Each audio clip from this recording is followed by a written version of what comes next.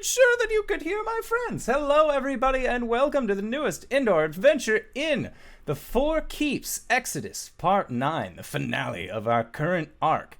Today is August 12th, 2019, and you are loved. It's a very important thing to remember each and every day, even when we aren't streaming. You are still loved, and that's an important thing to remember.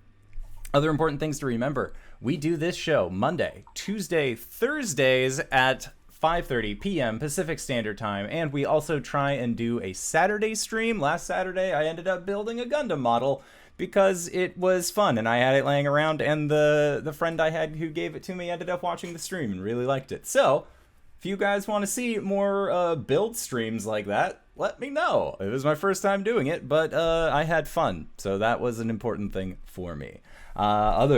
Including more important things to remember, our dear friend LBHackEmUp is gone this week because she is out of the country, which makes sense, having a vacation from her Gen Con vacation. So we miss you, LB, and I will do my best to be Gwen in your stead. Other things, we have a Patreon set up at patreon.com/indoor adventures, where you can go and help support the show. We do an after show called Nights in the Courtyard, where we answer questions not only from you guys, but also from each other. It's really fun. I like doing it. But if Patreon's not exactly your speed in terms of wanting to show support, hey, we also have adventure merch. If you go to bit.ly/adventure merch, you can pick yourself up a mug, a poster. We got a Cori poster. We got an Arjhan poster. We got t-shirts, we got crop tops, we got all sorts of stuff. I'm trying to work out on how to actually get proper pants on there. Who knew that designing pants would actually be hard? So, that is it for my general spiel. Cyber, I believe you have a birthday gift. An early birth. Yeah, someone sent me anthrax in the mail. I was told to open this on stream. Yay!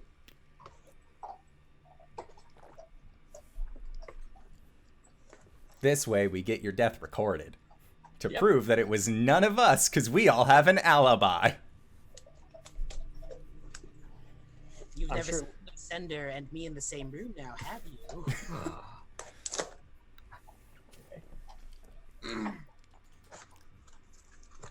Don't mind the knife that I keep very close to me at all times. It's for blood hunter things. It is 100% for blood hunter things. Okay. So the package said that this was from Level Up Dice. Well, I know the only time I saw Level Up Dice was number 1 at Gen Con and number 2 on Acquisitions Incorporated, the C team. It's even got a little Level Up Dice bag. We decided to go and do the gothiest thing we could for our gothiest friend. Oh my gosh, it's obsidian. Yes. And it even comes with a little necklace thingy. It does? Yeah. All the little numbers are like raised up. It's like black on black, but like all the numbers are like raised. Yeah. It's so goth. I love it. Oh my gosh. That was a 9. Starting off strong. On brand. All right, so. Thank y'all. Yeah, no problem. Happy early birth. Happy early birth. It's a good time. Happy birth, but like, you know, before your birth. It's a little jewel. Yeah. It's a good time. So we all took turns licking it, so now you have a piece of us. Gross. RJ, who are you playing tonight? Hey everybody, I'm RJ, and I'm playing Caelum, the Shatterkai Cleric. Excellent. And Cyber, who are you playing? I am Cyber. I play Arjhan, the Dragonborn Blood Hunter. All right. And I'm Wings. I'm playing Coriander, the Elegant Paladin. Excellent. And I am the Indoor Adventurer, and tonight I shall be your Dungeon Master. So, last we left off, it has been a few weeks since we played, but luckily that is why we do these recaps, not just for you guys, but also for ourselves. last we left off, you guys had managed to regrow Caelum's leg with the help of a Furbolg farmer druid man by the name of Goober. So Caelum now has a very green plant leg growing out of the stump that was previously a leg made of a very dark crystal that had actually been created by Dendar, the Nightmare Serpent.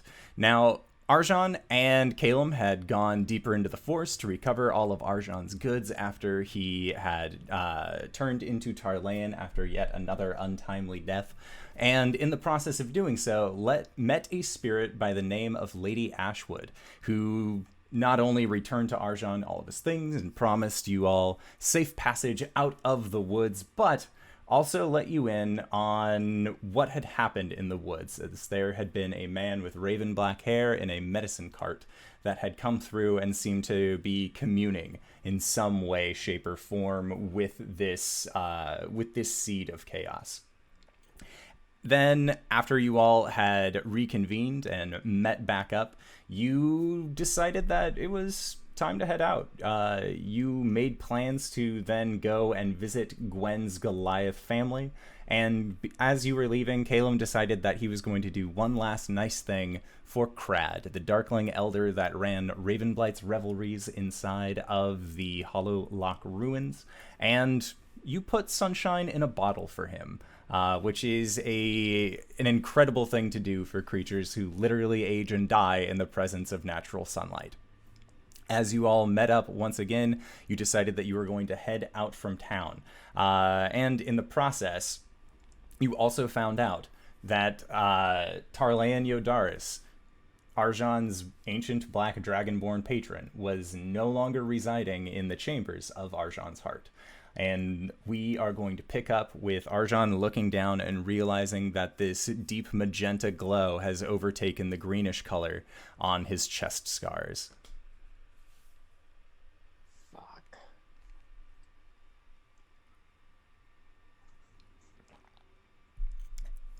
What is it, dude?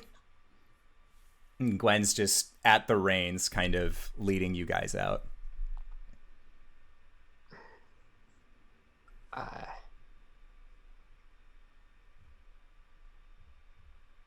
I don't think it's anything new. But it's definitely Dendar. Where? What? No, but like, we killed him. You did not kill God. Keep saying it all you want, but he's not here anymore. That's right. I thought we'd at least gotten rid of him. And I'll like one hand lift up the scavenge shirt that I got, and I'm hoping it shows off the scars. Yeah, there is still a faint glow at the base of his scar pattern that, as you guys have seen, has glown this kind of sickly greenish yellow color, is now this deep, vibrant purplish red. Can I make an Arcana or Medicine check on this? Yes, you can. Make a medicine check. This makes sense. I didn't know that Dendar would affect you. Okay. So with your 12, you see that there is a scar that you actually had not seen before, one that was not initially carved into Arjhan, but this seems to be a much fresher one. And looking down, you see that right where it says "Death becomes the gate," over the symbol for gate, there is a vertical scar where it looks like a blade actually sunk in. And Caelum, you had actually been part of the process to heal over that wound. But it looks like that line is glowing with the phrase gate in that same kind of deep magenta color.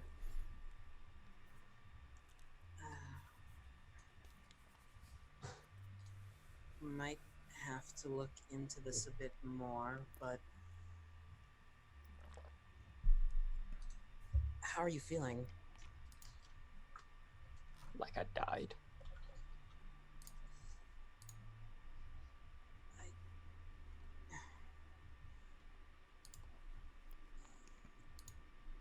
Okay, that's A fair response. And like a lost part of me.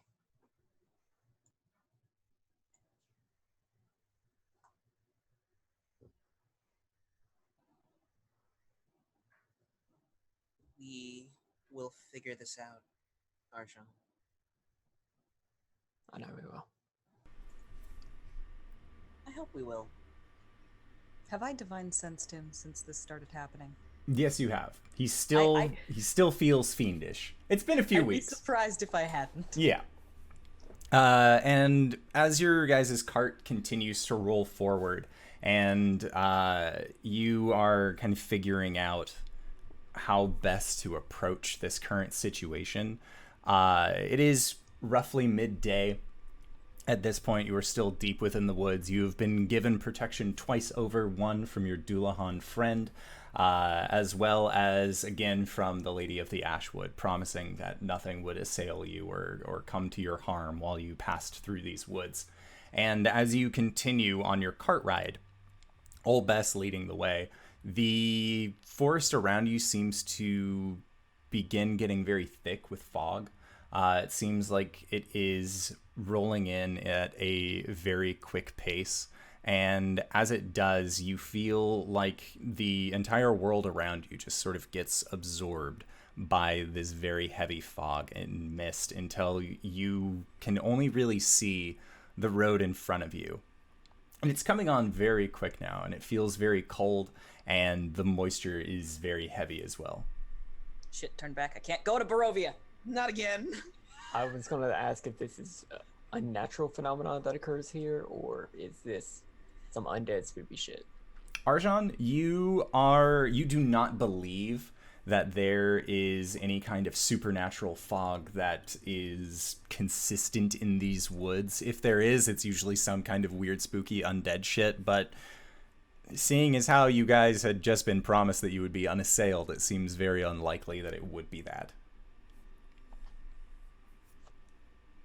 And as you kind of get a general feel for it as well, this seems like when you would go mountain climbing and go up to a certain point where the clouds are rolling across the actual mountain itself, it seems more closer to that. And as you make this realization as well, there is a kind of rumbling sound of what seems like a very large thing coming to a stop. And then you hear the sound of a door opening and shut. And then through the fog, you see that there is a humanoid wearing very nice blue clothing. They have their hands behind their backs, and they seem almost to look like almost like a valet of sorts. Caelum. I was about to ask, do I recognize this person? Make a history check.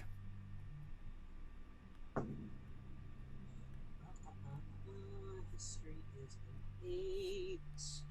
Dirty 20. Yes, you do recognize seeing this individual before. You had seen them working inside of a cabinet the last time that you had met them.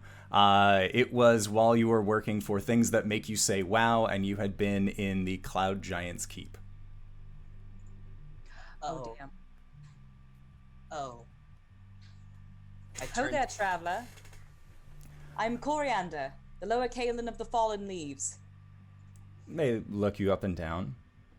Just, I am Augustus. And they bow towards you, and you see that their skin is actually a very rich sapphire blue color. And as you kind of look at them, their body has this almost unnatural sheen onto their features that seem almost like they were more sculpted than they were actually like birthed into regular existence.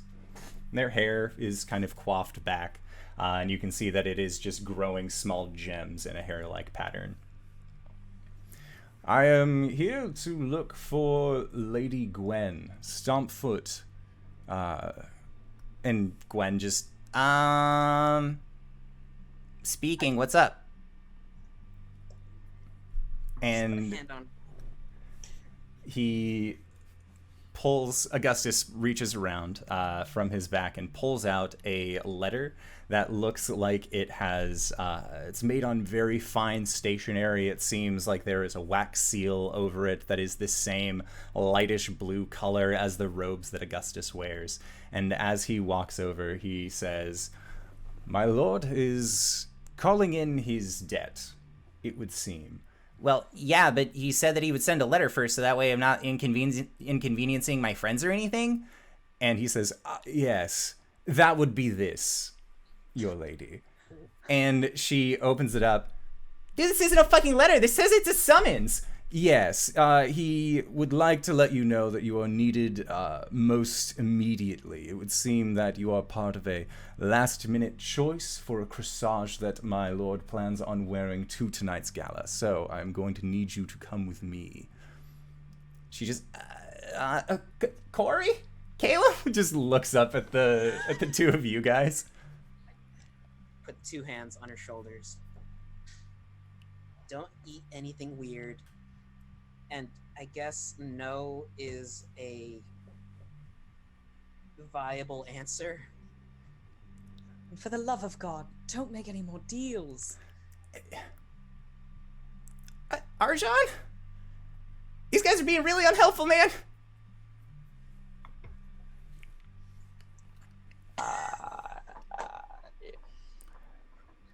I'm afraid... What's my read on this guy? Your read is that he is regrettably here. He doesn't want to be doing this job any more than he does want to be picking up halflings in the middle of the day. Was I told about Gwen's arrangement? Yes. I mean, you did make this deal. We'll be fine so long as they do send you back to us, right? That is part of the deal, yes. That we will return this individual after the gala is over. In one piece, unharmed. That was not part of the initial deal, so I would not be able to negotiate those terms. However, I'm sure that your friend here would be able to work something out. Now, come along. And he extends his hand out to Gwen. And Gwen just, I'm not taking your fucking hand, dude. and she just sort of like crosses her arms and looks back at the lot of you. And for a moment, it looks like she's about to call Cybra, and then she thinks way better of it and just continues off. And you hear her berating this guy as the two of them walk off into the clouds. Just, you better bring me fucking back, or I swear to God, I'll cut your legs off. I'll do it. I'm crazy. And he just, I'm sure you are, Lady Gwen. I'm sure you are. And the two of them walk off into the clouds, and you hear the of a door shutting, and then the ground rumbles for a brief second and then pops up. And then you hear something lifting very heavily off of the ground, and then as 5 or 10 minutes go by, all of the clouds that had seemed to have rolled in around you all dissipate, leaving the three of you and Cybra now in the middle of the woods on your way out. I really hope that goes well. My list of things to slay is getting a bit long. Are we at that level where we can kill a cloud giant? I don't know. That's awfully meta knowledge for someone like me. I meant level as in skill capacity, not like actual character level.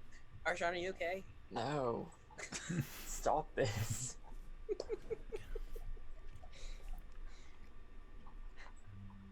All right, so who is going to be driving the cart since Gwen was actually your driver? Oh, shit. All right, Caelum. All right, make at this point you guys have been around Old Bess long enough that if anything, it's more like, okay, you have eaten at this grass patch for long enough. It's time to go. And she again just sort of begrudgingly follows your command, and you guys continue on into the woods. Is there anything that you guys would like to talk about as you make the start of your 15-day journey? Arjhan, I'm gonna need to withdraw 25 gold.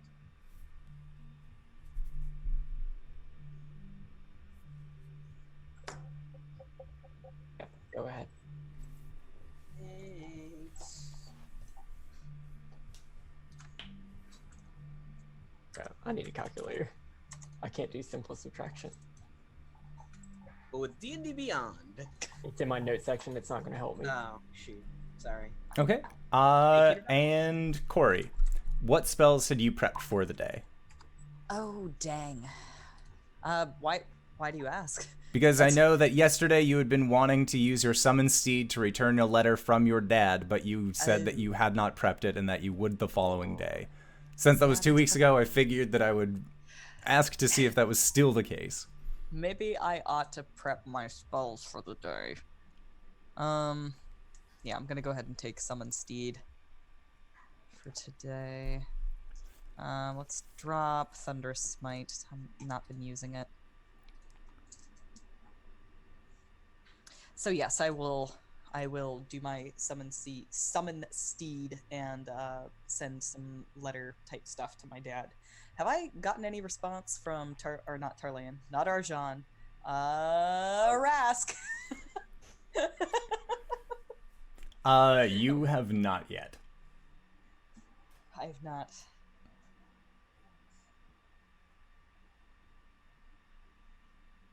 Is he stonewalling me? Whom? No, nobody. Nothing. Nothing's wrong. Anyway, I'm summoning Ambleforth now. God, I'm summoning Ambleforth now. Okay.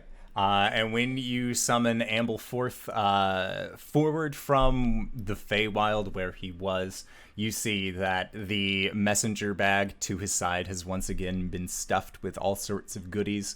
You gain 5 days worth of rations from just snacks, different confectionaries and cookies and things like that, as your dad has really just kind of stuffed as many of them inside of this satchel as he could. And you also see that included in this is a small package. And when you open it up, this kind of tiny box-like container, you see that it is a compass. And looking at it, and there is a tag attached to it that just says "Thanks for the puzzle," with a little heart from your dad. And as you look at it, whereas the hag's astrolabe kind of compass seemed to be very difficult to read with two different turning mechanisms, this seems to be a much more simplified version. What you can see is that there is a instead of it being a north, west, east, south kind of compass, it instead has a singular arrow going straight up that has a small box, and that box is designed to look like a small house. And where the base of the house would be, there is a circular pattern on the inside that is reminiscent of the phases of the moon. And you see that currently it looks like the house is in the house would be in a quarter moon.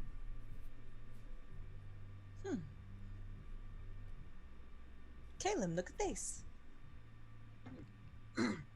So, if this is supposed to locate whatever this is supposed to be, and these are the phases of the moon, why is it pointing to quarter moon when we just had a full?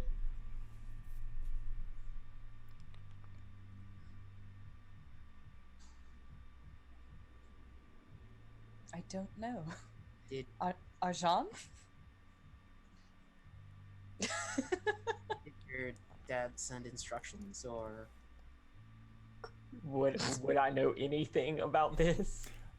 Maybe the first time around when it was still a hag's item, but then Cori's dad got a hold of it and made it something more his own. I'm gonna hand the reins over to Arjhan, sit in the back, and start ritual casting Identify. Ah.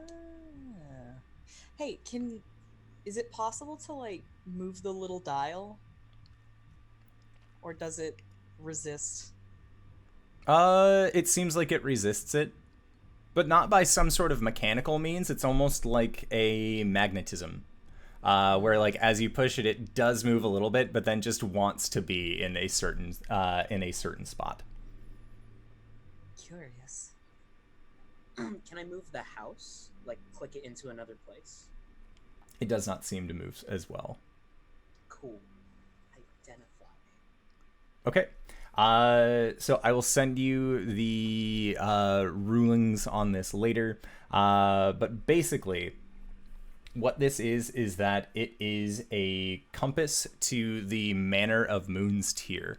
It is keyed to this traveling manor, and the location of the moon that it is showing is representative of a location that it was last seen at, or last decided to reside in.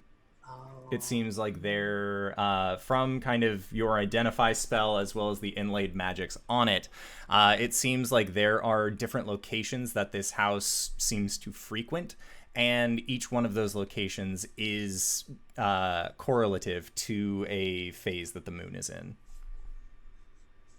I'll relay this information to the party.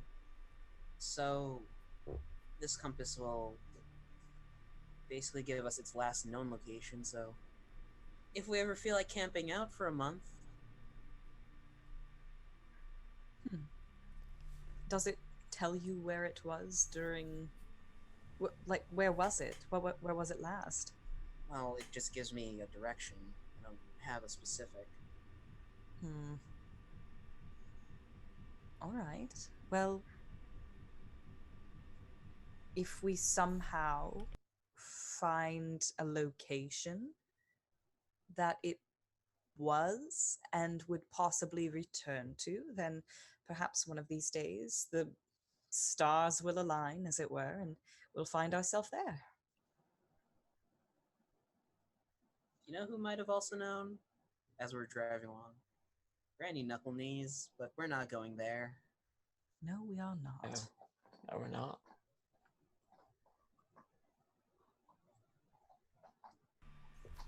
All right, and would you guys like to have any other conversation as you continue down this path?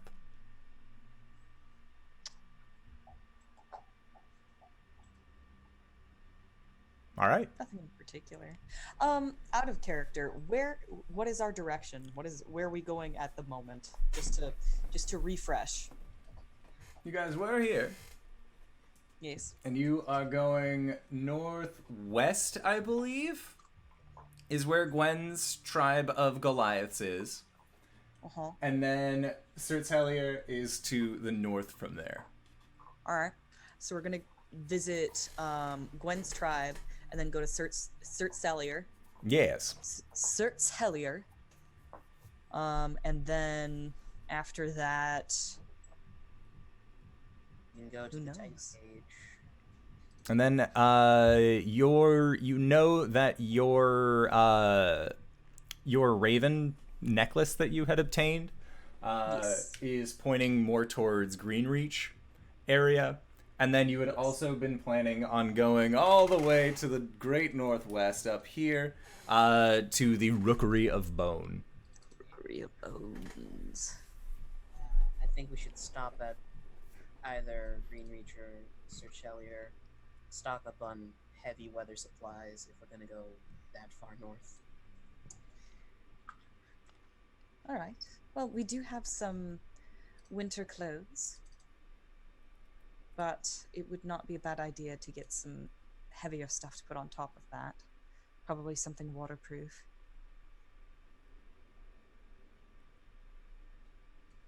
All right.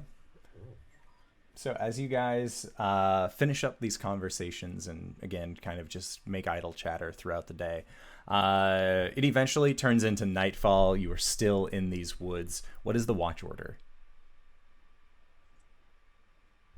as you guys prepare for rest?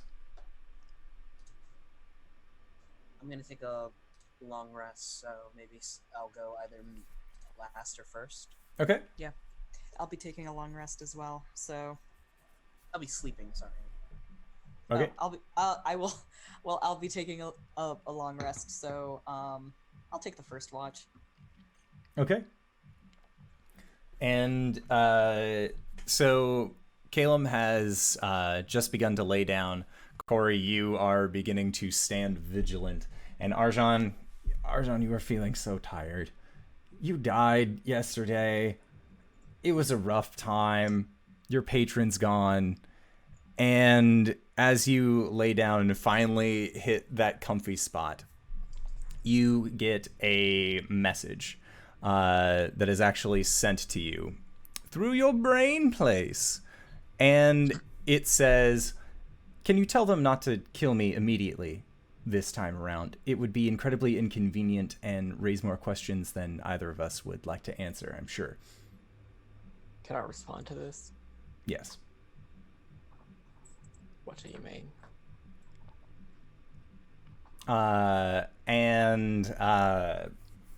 The message says, "To die in a dream is one thing, but I've traveled a little bit of a distance on, well, our personal business. If I was to die on this plane, Lord Agravain might wonder why I have been reduced back down to a lemure."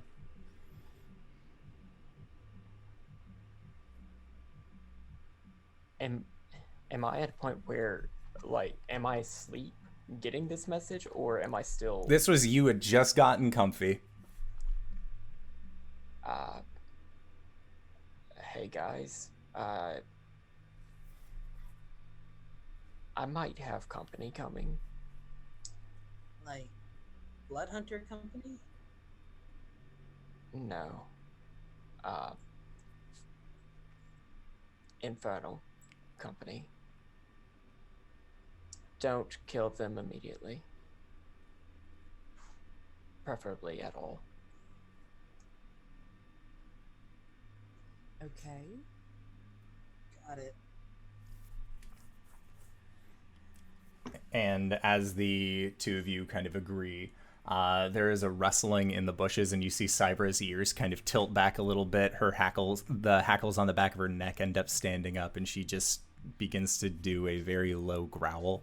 And coming through the brush, maybe about 50 yards away from where you are, you see that there is this black dragon-like creature. Cori, you actually remember this creature very vividly from your experience while within Arjhan's heart. And you see that this creature has these small little spectacles on in the bridge of its nose that it kind of pops up and looks towards you, and seems to actually give you a lot more of an intense, like, squint of recognition, and then scans Caelum and looks around. Is the blonde one not here as well? She's away at the moment. What's this about? This might be for the best then. Also, Caelum, Cori, this is Newell. Your Grace's humble servant. Do we bow back? No, I And don't think so. Newell interlaces their claw fingers in front of them and says, "It is about the contract, Your Grace. It would appear that the Lord and Lady of the Fourth are agreeable to the terms that they have set forth and would like to meet with you in regards to payment. And it is best that we do not keep them waiting." The payment. Yes. Oh, For constructing the vessel that is to house my lord. right, this is a really bad time considering he's not here at the moment. I'm sorry. Talayan's not here.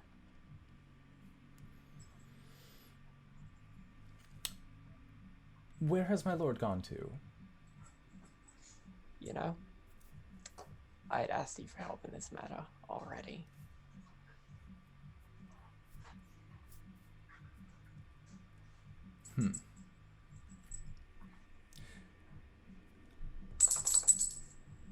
While we find him,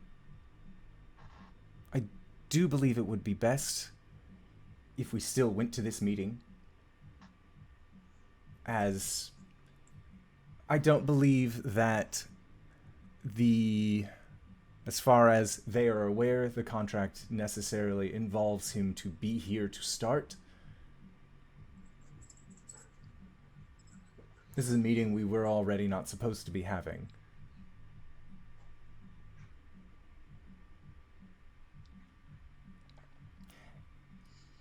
If you would like, I can spend time to look for my liege.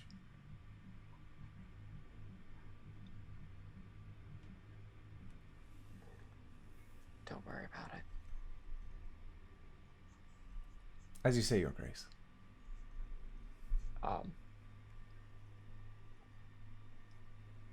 This meeting, it's down below. Yes. The meeting will be held in the city Abramok, on the 4th layer of the 9 Hells.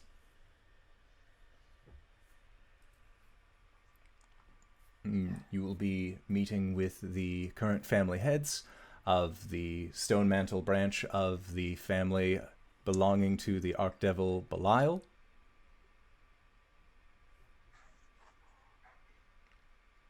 It's best not to keep them waiting.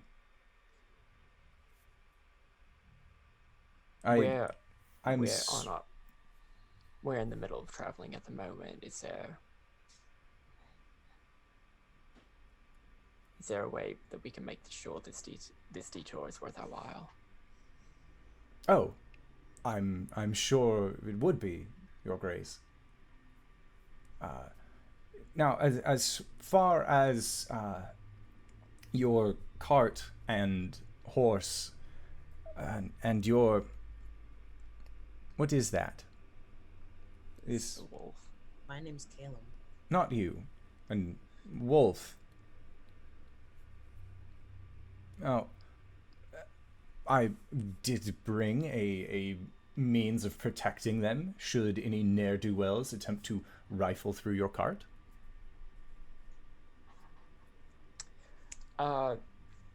Possibly meta question. Would I know about trips to the Hells, like possibly affecting people of, a divine background?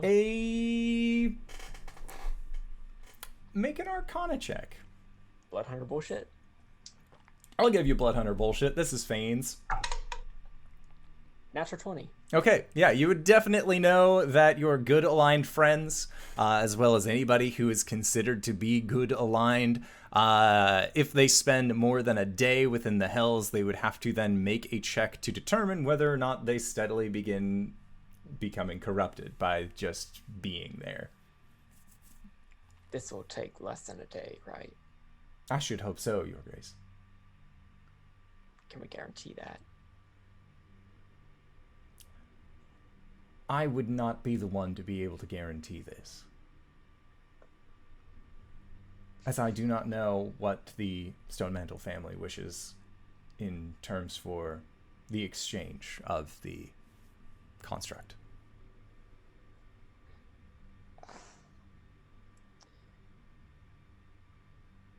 Cori, Caelum,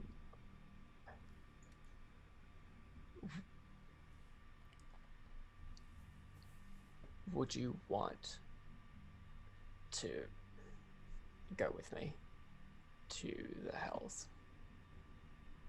Well, we're not letting you go alone. I figured. Yes, want has little to do with it.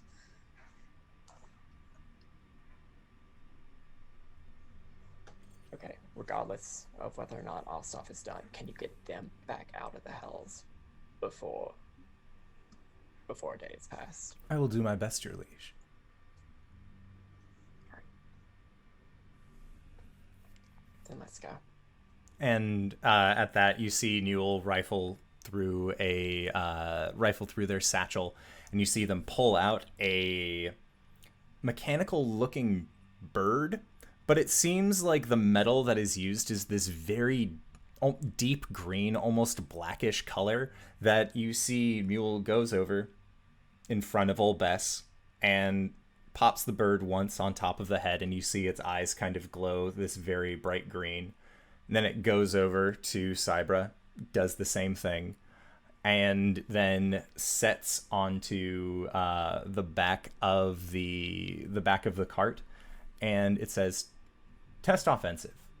And you see this mechanical bird's beak open, and a 8-inch blade juts out from it, and then steadily retracts. Oh. And I'll reach into my bag and pull out the cat. You need this bag. And Newell looks at that and says, "Was not mine." Cool. And at that, Newell steps away from the cart and then ushers the three of you over. And then inside of their bag, begins to pull out a plethora of different arcane components. They seem to kind of be sprinkling them around in a circle around the four of you. And then after kind of setting up this more, hellish arcane sigildry on the ground, you see eventually they then reach into another bag, and with this same kind of greenish black fork, actually flicks it with one of their nails, and a ringing begins to emanate from it. And that ringing then seems to encompass the sound of the woods until the three of you begin to feel warm. You begin to feel very hot as the world around you begins to shift and turn in its color, going from these deep lush greens to a very deep black that then has what looks to be fires off in the distance. And you begin to hear laughter, you begin to hear carts, you begin to hear the sounds of a town. And as your vision kind of realigns after this brief stint through planar travel, you find yourself in the middle of a city with buildings and towers that seem to stretch up very precariously, and the laughter that you hear is actually from a plethora of tieflings and devils, some humans, there are even some elves that seem to just be frequenting this place. And as you look around, you see that it is abundant in all forms of carnal pleasures, as well as abundant in also any kind of material pleasures. It seems like this city is designed specifically to just be Hell Vegas, to put it lightly, but more like designed by Tim Burton. And as the three of you are kind of taking this all in, Newell, who puts a cloak up over his head, says, this way, and kind of leads you through this city. And as you go, you see that it is rife with all sorts of ne'er-do-wells. There seems to be even a public slave auction that's going on. It's not a good time until eventually this figure, Newell, opens up a door and then motions for the three of you to then come inside. And as you get out of being in just the general streets of Abramok, you eventually are in a small waiting room, and Newell says, "I will see to it that they are ready to greet you. I shan't be but a moment." And then they open up a door, go inside, and kind of leave the three of you in this waiting room. So what had happened was,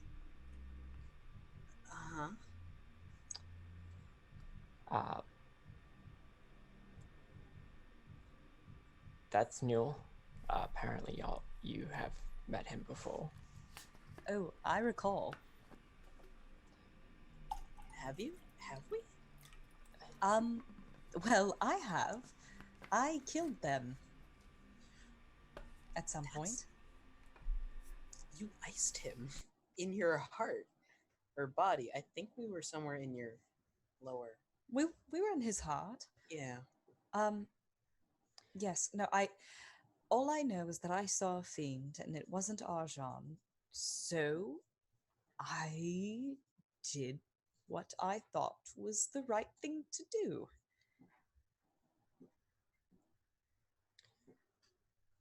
Well, I didn't know they were there to help.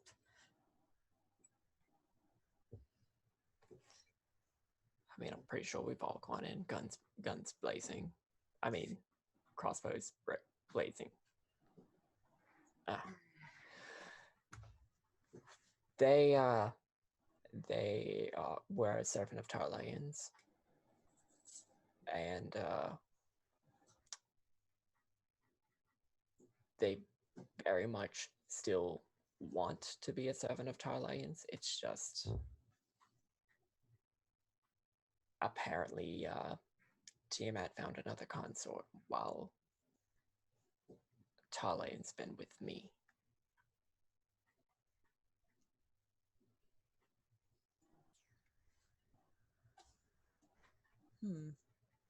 I can't imagine Tarleon's happy with that. He's not, and neither is Newell. And apparently neither is Tiamat. That she has a new consort? That it's not Tarlayan. Ah, This is not what I thought I'd be talking about today. But why we're here right now is because Newell arranged for a way that Tarlayan can be freed from me and go back to Tiamat. And that involves this person that we're meeting. I see. Sounds almost too good to be true. How exactly will that occur? Apparently they are going to build a body. And, or a vessel that Tarlayan can be put in. That just sounds like they're doing the same thing again. Weren't you a built vessel for him? I guess.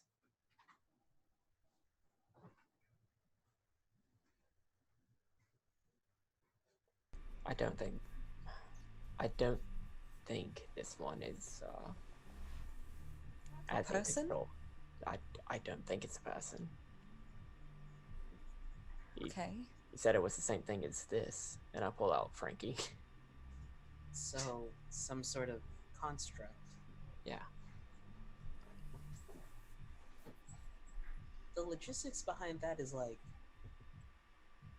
astronomical, because you have to proportionally make an ancient adult, ancient sized dragon creature. Why don't they just stuff Tarlene in the cat? I like this idea. Let's do that.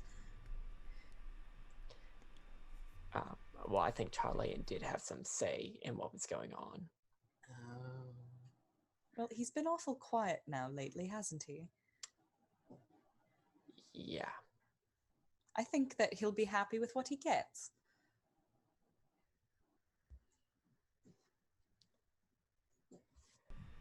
And as you say that, you hear the door opens back up, and Newell is standing before you once again and says, the family is ready to meet you all.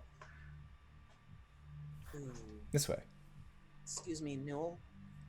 Yes. I would like to preface this meeting with, I have a condition where I laugh at inappropriate times. It hurts.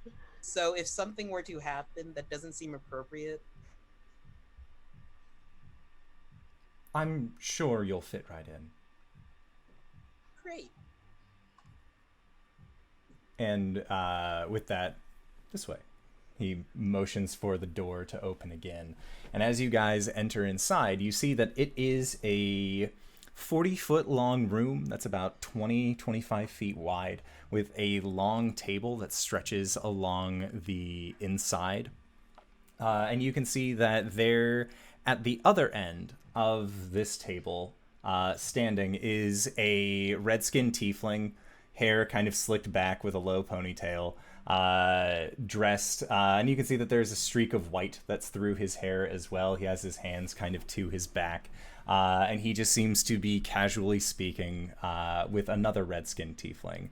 This one with shock white hair, also red skin, her eyes silver, the other tiefling's eyes gold, also wearing these very fine clothes. And as you see the two of them, you also see that set in a corner, into an alcove of this room, just kind of amassed with all of the other shelves and things that are in this generalized meeting room. You also see that there is what looks to be a tiefling skull that is set up on this alcove, and you can see that there is one golden eye, and the other eye is a almost ruby-like gem that has been placed over its eye as well.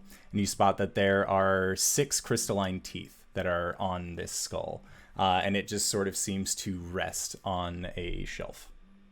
Do I know what this is? Make an Arcana check using Bloodhunter bullshit. Divine sense.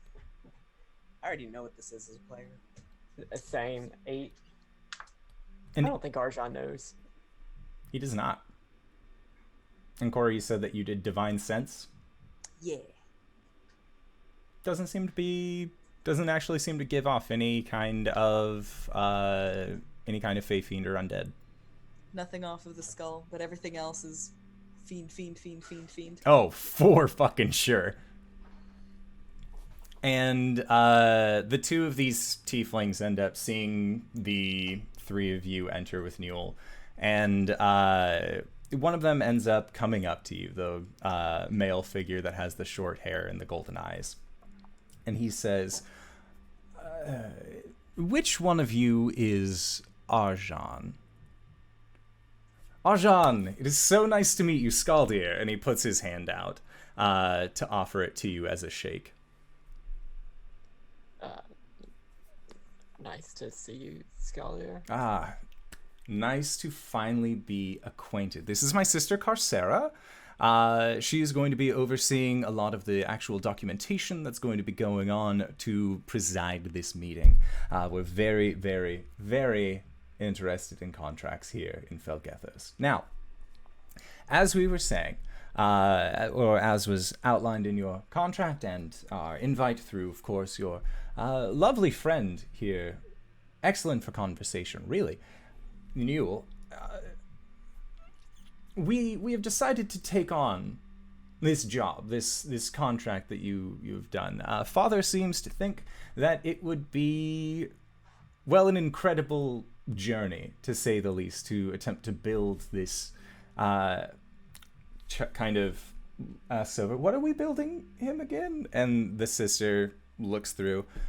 We're building him a mechanical dragon. Just, yes, mechanical dragon. Hard to forget that one. That is for sure. Now, there was a matter of the fee.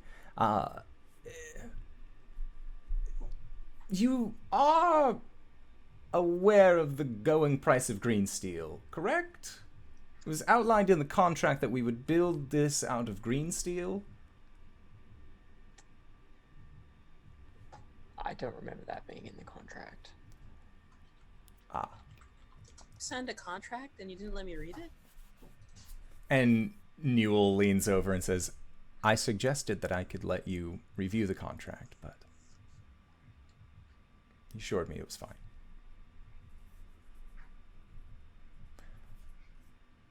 Now, I didn't want him bursting in your dreams or doing exactly what he did, materializing in front of both of you.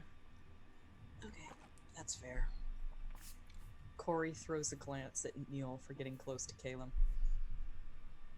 Newell just sort of raises their small spectacles towards you, sets them back on the bridge of their draconic nose, and just sits back.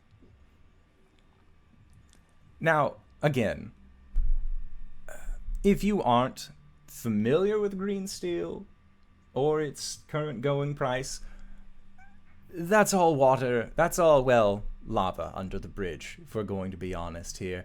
Now, again, Father is willing to waive the fee, but he would like something from the three of you. Now, I get it. We're in the hells. I'm a surfacer too. I was mostly born and raised up there. I get that there's a... I'm going to interject here. If you want something, you get it through me. You don't bring these two in it. They have nothing to do with this contract. All right. I was just trying to throw everything out on the table, explain how I understand that honesty is a very large part about what you all try and hold us devils and T-folk accountable for. Insight check. Bringing up honesty. Yes, make your insight check. You leave that poor sweet person out of this. Insight. 22. Okay. He seems like he's being forefront and honest. I'm sus. Honest enough for a zone of truth, Coriander says, putting her hair up in a ponytail. I don't see why not. We have all of our terms listed out in the contract for temporary employment. We understand it would be a one and done with the job. What is the job? Well, I was getting to that point. There's going to be a new one in the family. One of our great relatives is currently with child, and so, Father decided that he wanted to get them a familiar of sorts. He wanted to get them something that they would be able to then, this child, hopefully, some humans like to get a puppy with a baby. He was hoping to also have just a small creature with one of our own. Now, I have a very, very serious question. Are you familiar with a deep crow? Am I familiar with the deep crow? You can make a nature check if you would like. Can I as well? Yes. I too will make a nature check. Natural 1. You have never heard of the deep crow. 18. A 4. The fuck is a deep crow? Caelum, you have heard of this deep crow before. You've heard some of it, anyways. This is a weird, dangerous monster. Definitely a monstrous creature that some say just exist in the Underdark. No one really knows how they got there, but some speculate that they came from even deeper than that. They have a very haunting, loud, billowing caw that they release into the night sky, and for being the large creatures that they are actually incredibly stealthy. They have insectoid-like mandibles on the front of their mouth. They are quadrupedal, almost like a griffin of some sort, and have a cluster of red eyes more along the center of their forehead than they would more predator eyes along the sides. Are you sure this is the correct choice for a child to have? Are you saying that Father doesn't know best? Well, deep crows are they get pretty big, and that's why we want to get one early. We are outside consultees, and that's his professional opinion. I'm just saying, could you start off something with I don't know, like a tiny hellhound pup or something? No, that's actually a little worse. We aren't going to be getting them a fully fledged deep crow. That would be preposterous, absolutely ridiculous. No, what we're asking you simply is to acquire an egg for us. Just one. If you decide to take several eggs for yourself, be my guest, I won't stop you. But Father wishes for just, the one.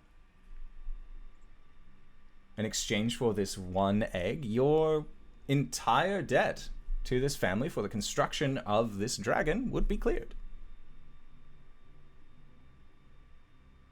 And that is in our writing, which my sister is currently scribing out all in common, no hellish tricks, Father was from the surface. Caelum, how fucked are we gonna be? I mean, these things get pretty big, and they're also stealthy in the Underdark.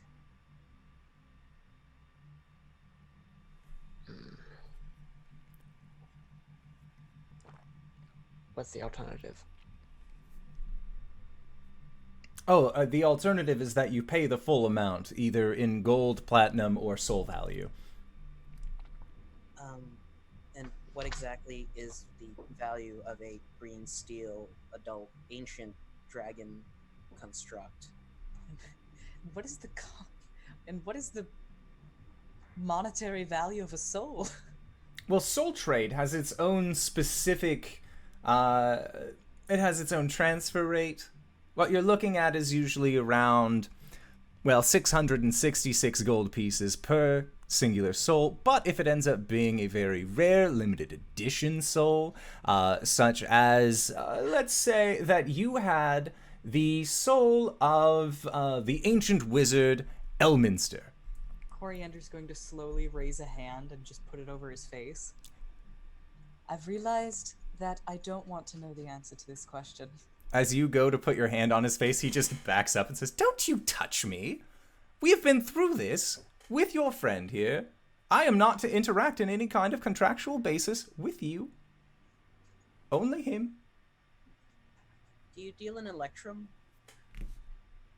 No. Nobody takes American Express.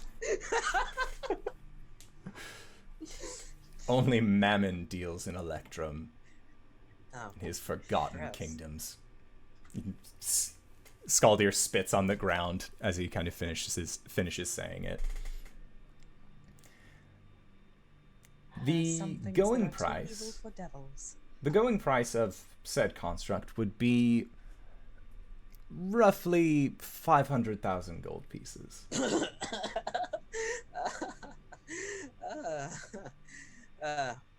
Sorry, it's a condition. Which It's is alright. definitely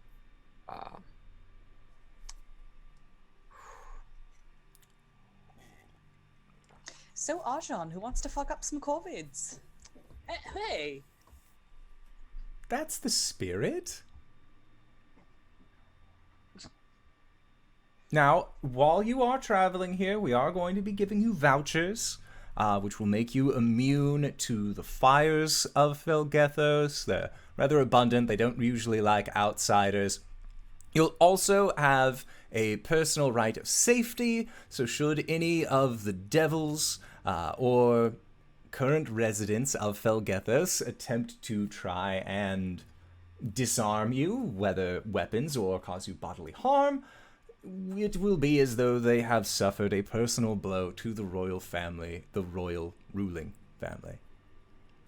And we will deal with them accordingly.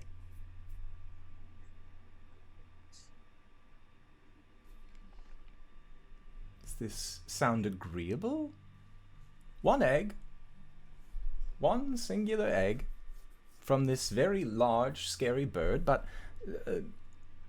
looking at how all of you are dressed, that doesn't exactly seem like it would be too difficult.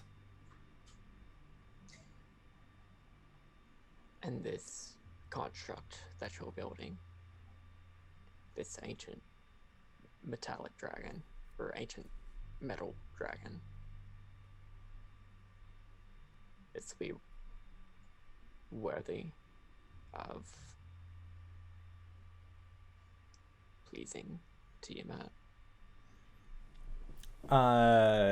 And That's bad phrasing, but whatever, we're going with it. at that, Carcera, who has been writing, you just hear, if you were wanting a pleasure model, that's going to cost you a little bit extra. That's not what I was asking. And Scaldier just kind of smirks to himself and says, Father believes that it will be his finest work yet.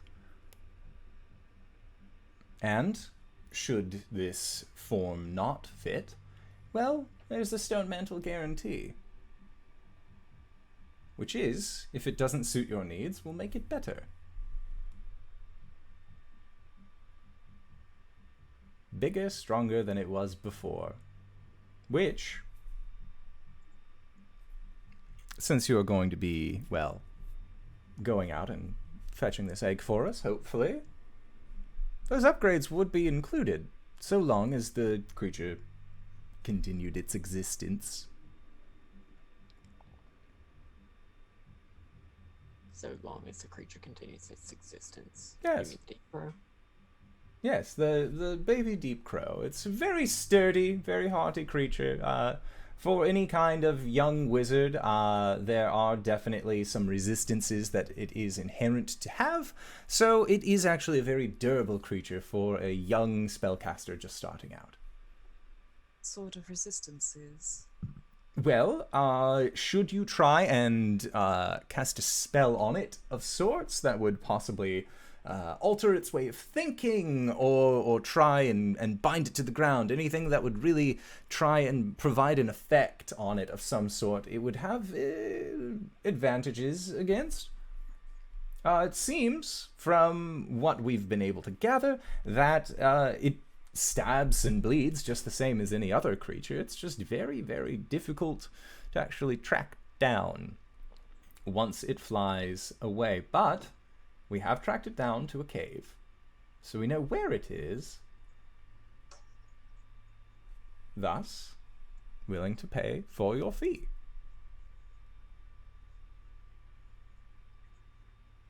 No. And Newell says, this would certainly save us all quite a bit of time, and if I am to understand correctly, discretion is, of course, at the forefront of all of this. And Scaldier raises his hands. Of course, nothing up my sleeve. See, they're even baggy. I'll pull them down to the elbow for you all. It's fine. This is a good deal.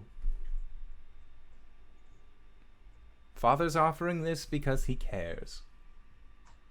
Not necessarily about you, but about his grandkids. You can understand that. Wanting to be the best grandpa since Belial? No, not really. Oh. Let's run in the family then. So, again, you can either pay the 500,000 gold pieces.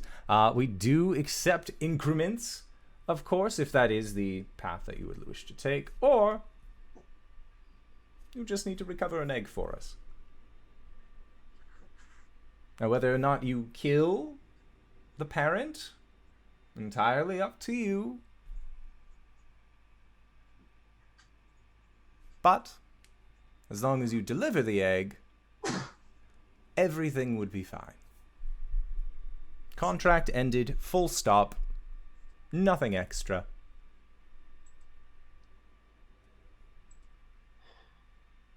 This cave, where is it? It is roughly about 3 miles outside of town.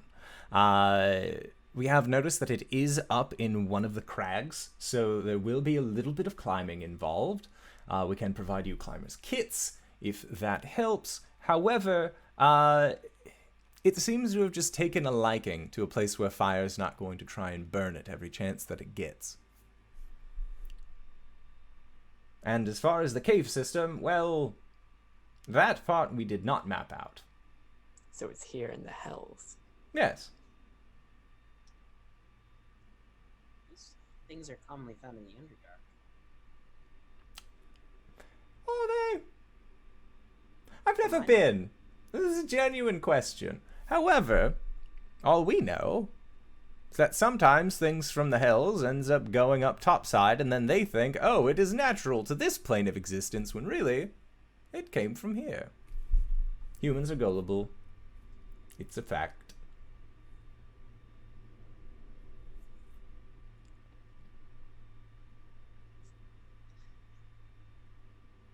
So, vouchers, climbing kits, your signature, well, good.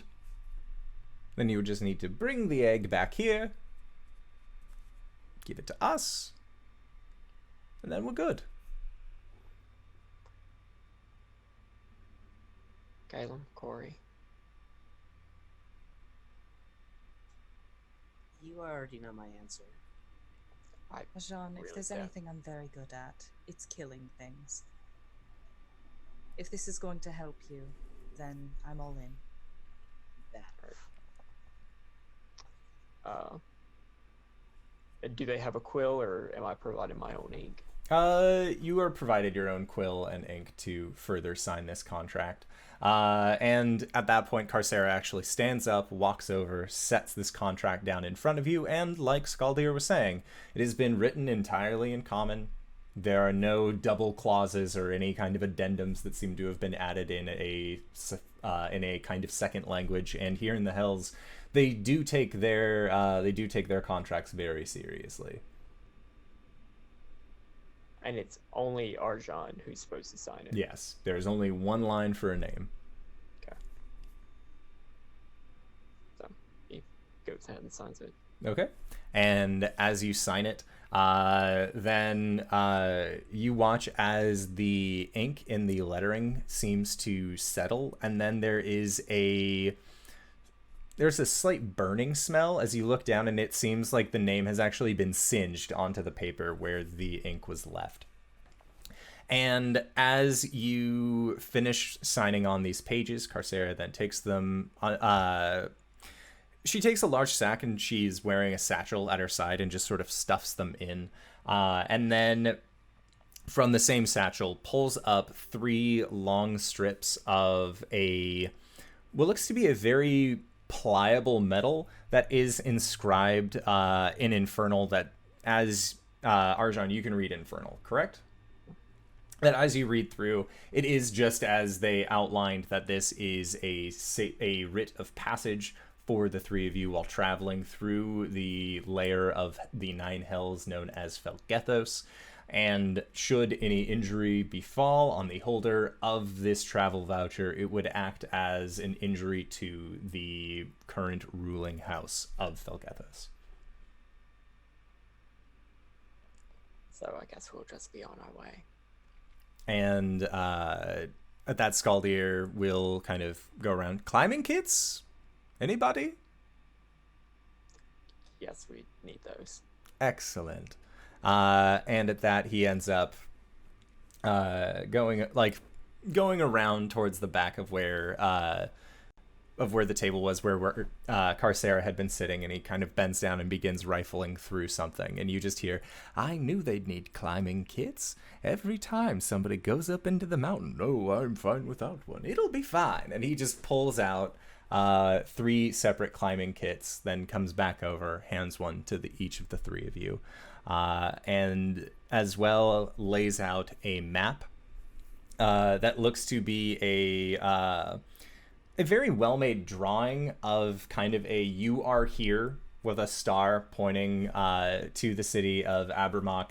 And then it has a family circus style pattern that seems to go from the city off into the mountain ranges. And then there is another marking that says Deep Crow, and then there is an arrow that points to it. Simple enough. Yes, and if you would like, we'll be sure to, well, pick you up after everything's said and done. We just bring you back here, right as rain, and then send you on your way. Amenable? Good? Yeah. Good. Name's good. Excellent. Now, with that, we look forward to seeing you again. And the 2 of them, Carcera and Scaldier, just go to their end of the room, and you see them open up a door and then exit out into the hallway. And then Newell motions for the 3 of you to then exit out of the different doorway that you had initially come in through. And then traveling out of that, you then arrive back onto the streets of Abramock. And Newell begins leading you all towards the exit. And he seems very focused, more so at also keeping his hood up, so that way his face can remain more hidden. But he will hiss at any of the imps if they get too close, and kind of bare his teeth towards any of the other devils that seem to kind of get nearish you guys. It's just a means of trying to dissuade them. And eventually you guys make it to the edge of town, and looking before you, you see what would almost be a desert if there weren't craters that were listed everywhere. It seems like the craters have also filled with this deep greenish fluid that, Arjhan, you're pretty sure is acid. And you see that there are just bouts of flames that seem to spurt up along the road and then just playfully hop and dance in front of each other, almost like these are very young fire elementals or some other kind of creature that exists within these flames. And as you follow the map and get a good vision on where you need to go, you see this tall, imposing mountain in front of you that seems to have a ring of dark clouds above it that lightning is striking down and actually hitting against the mountain. And Yule says, "It looks lovely this time of year." Does it? And that is where we are going to go into our break for the evening. So I would like to say thank you to everybody who's decided to stop by. Thank you to the people who are donating biddies. We got Greybeard and the Hype Goblin and Broco. Thank you for the follow. That's really cool to see. We are going to be going into our break, so we are going to try and be back in 5 to 10 minutes. Don't go no place unless it is to grab a food, grab a drink, grab a friend, or possibly leave a review. Let us know how we're doing either on this audio cast, or if you're watching this on the VOD, let us know there too. That'd be really cool. If you're interested in hanging out with the cast, we also have a Discord set up, so consider checking that out. And until then, we will see you guys shortly. All right, everybody. Bye-bye. Hello, everybody. Hey, Nina, how's it going? What? Dude, Is it why is your Gwen? voice like that? Wait, what? Who are you? Who the fuck are you? Who the fuck are you? I'm Gwen. No, you can't be Gwen. I'm Gwen. What the fuck is that?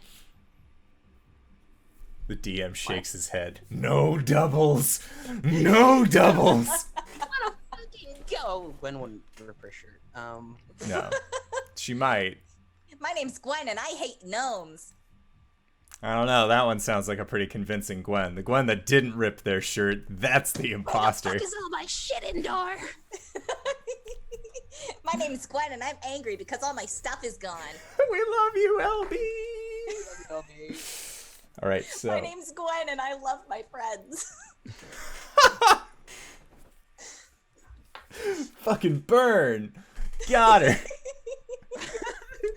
All right, so you guys are on the outside of the city of Abramok, and you are in search of a deep crow egg. You have been directed towards the mountain that you believe to be the home of said deep crow, and you begin the arduous trek of actually walking through the wastes. And at certain points, as you're walking, the flames kind of jump up and try and actually lick out at you, but as they do, right as they're about to touch your skin, they just revert off, almost being deflected by some sort of invisible barrier that is around you. And you hear that there are some that there is a wistful hissing as they bounce off. Just seems like they just seem very sad that they were not able to actually give you the scorchies. And as you continue about your way, you see that there is actually a caravan of traders that are coming along this road, and in the back of their cart, there is just a mound of this raw ore. From what you guys are able to kind of identify as this green steel, it seems like it is actually a naturally occurring metal within this layer of the hells.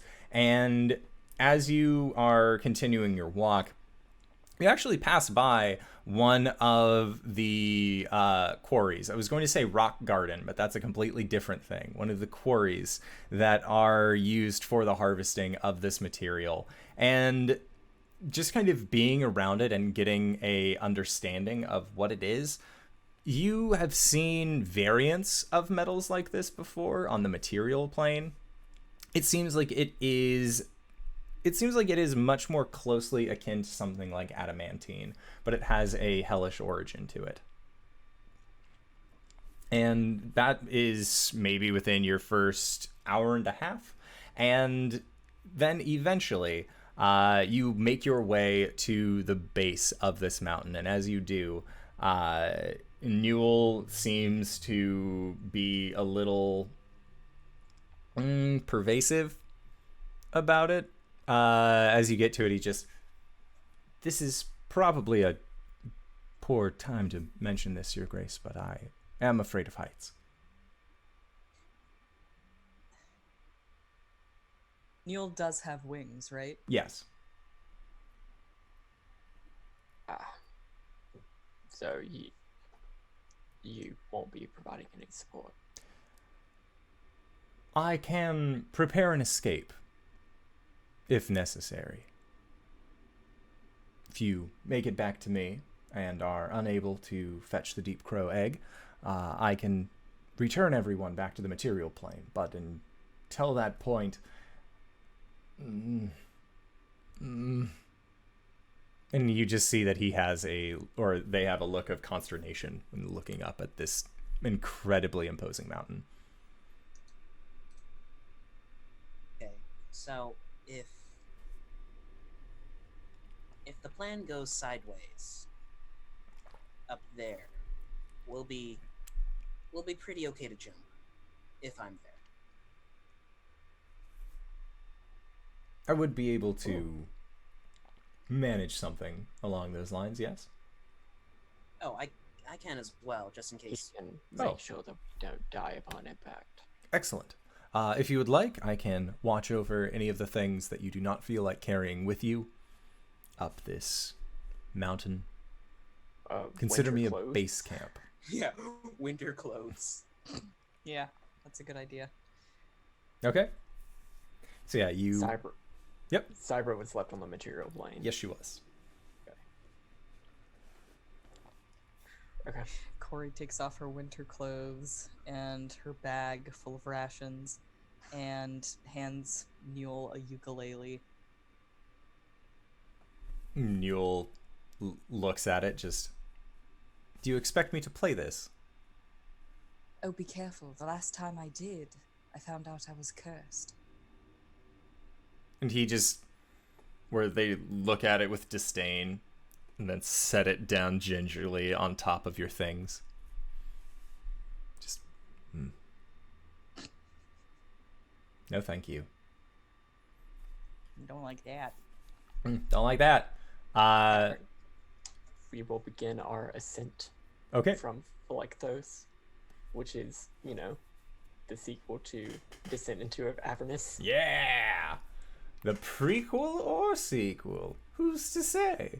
And so you guys begin making your way up this mountain. We're gonna do a skill challenge, because I know that Danae loves these, and I know that Cyber has used these before as well. So you guys are going to be traveling up this mountain. It is going to be taking you several hours in order to do so. How would you guys like to best use your abilities to benefit the party in actually being able to go up this mountain?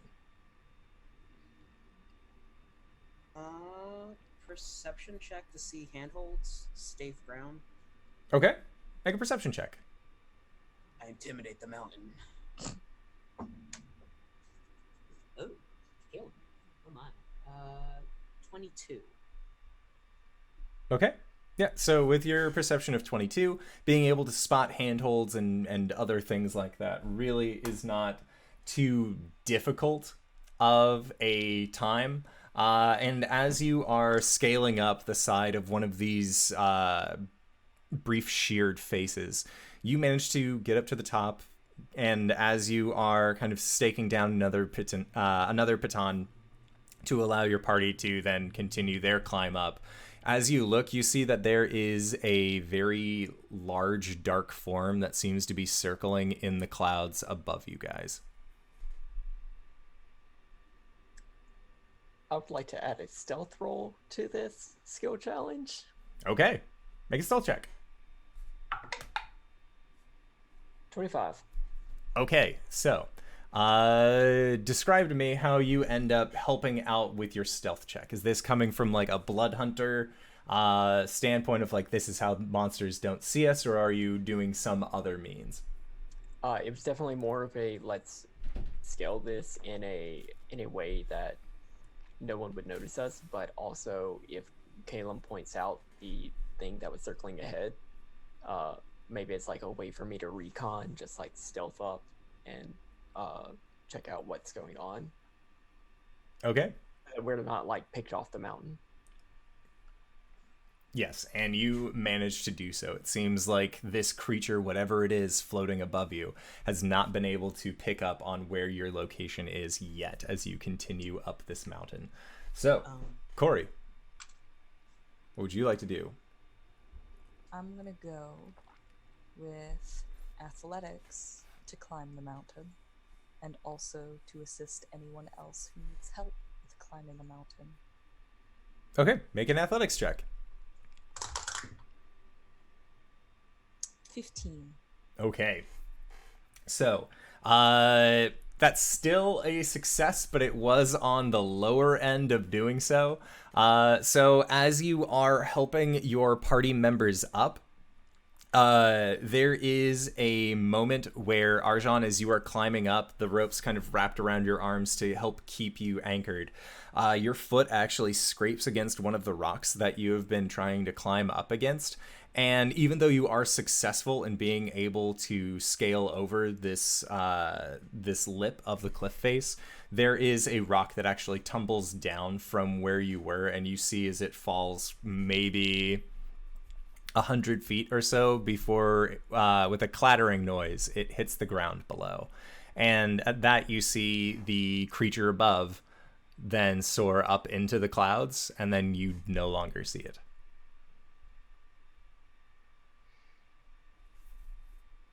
Oh good, it's gone now. Is that good? Can I make an insight check to see if that was good? You can for sure make an insight check. Did Arjhan roll a blood die today? We haven't woken up from sleep. Yeah, we haven't had a long rest. You guys had a long rest before, after, no, you didn't. Or no, you did after speaking with Amorous, so you would have had a long rest into the next day. So I would totally be down to let you guys have the blood die. Okay, well, this insight check was a 19. Okay. You feel like you have seen this kind of hunting pattern recognized in more avian creatures that you have fought, especially the Aarakocra that you encountered previously. They seem to also try and use the clouds and the surrounding area that they are more familiar with towards their advantage. And so it's ready for a fight. It is. It seems like it is, from what you were able to gather, this seems like it was more trying to get ready to investigate the noise. And if it was something that ended up causing it that it thought looked delicious, it would then assume hunting protocol. Which would be to peck us off the mountain? You're not sure. You are not entirely familiar with Deep Crow. That's right. Okay, and it's a new blood die. Thank you, Dice Envy. It's Ooh. clear with little red swirls in it. Ooh.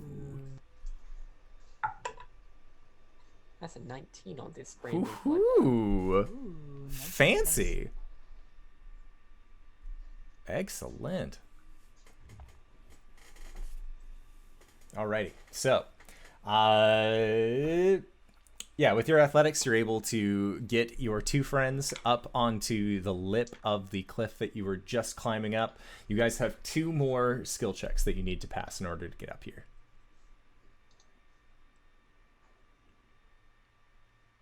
So, I can do investigation. okay. How would you like to use investigation? I hadn't thought that far.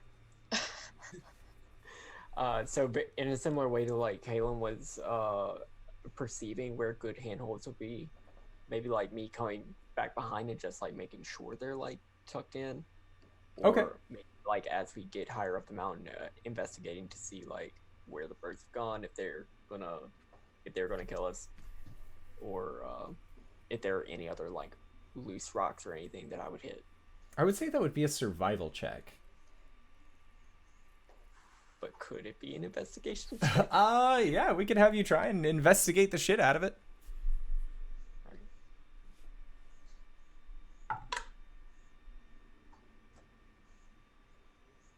I use my blood die.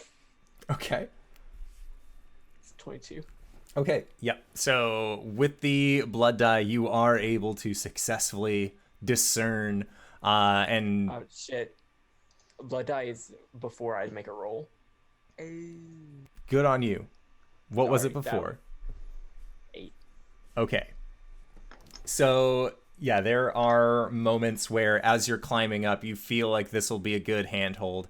And just like before, it seems like the rock is getting less sturdy the higher up that you climb. And this is more towards the end of your initial run, going up the first time. But as you do, you kind of scramble and rocks begin to fall downwards onto your companions below, as you had attempted to take the lead going up this side. So Cori and Caelum, you are both going to be taking 8 points of bludgeoning damage. Which I reduced to 5 because of my feet. Could I use medicine to basically keep us hale while we're climbing? Because altitude sickness is a thing. Ooh. Yes. Make a medicine check. Well, 6 is a 15. Okay. So with your 15, you manage to successfully avoid the altitude sickness as you guys are ascending. You're very close to the top now. We only need one more successful skill check in order to actually get by this challenge. Could I do a survival check to try and keep an eye on where that crow went? Yes. Or, you know, bird thing. Where the deep crow went. That is a flat 10. Okay. It seems to have eluded you. It seems like it is using its natural surroundings now to hide, whether amongst the smoldering clouds above or in the darkness below. You are not sure. It's that thing where she keeps on, like, turning around and around, and, like, the shadow goes in front of the camera. Mm-hmm. Oh, for sure. All right, so that is 2 failures. Ooh. 2 failures, 1 more success, 1 more failure to lose, and 1 more success to win. Can I make a persuasion check on the DM to let us pass? I mean, you could try. It wouldn't be successful. Hey, baby. That's a very high DC. Would I'm a moron. Oh, shit! He's so fucking stupid! I'm immediately attracted to him. We've got to Knights in the Courtyard that. Yeah, we do. based off of what Arjhan has read in his dream book, would he think that any like invocation of Tiamat would help him here?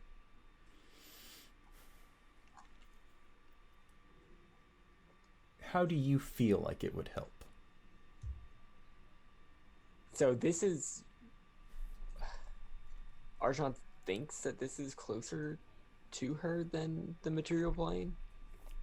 So maybe she would have more sway over this domain, and so could possibly, like, in the same way that the Lady of the Ashwood did, could like grant us safe passage. Okay, make a religion check. 19. Okay, just using the blood die for it on that Blood one? die. There you Okay. go. So,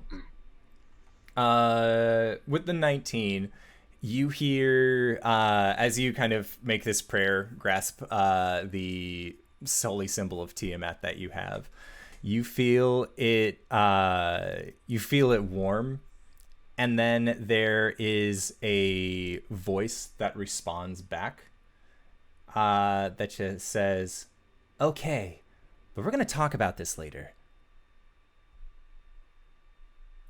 I don't like this.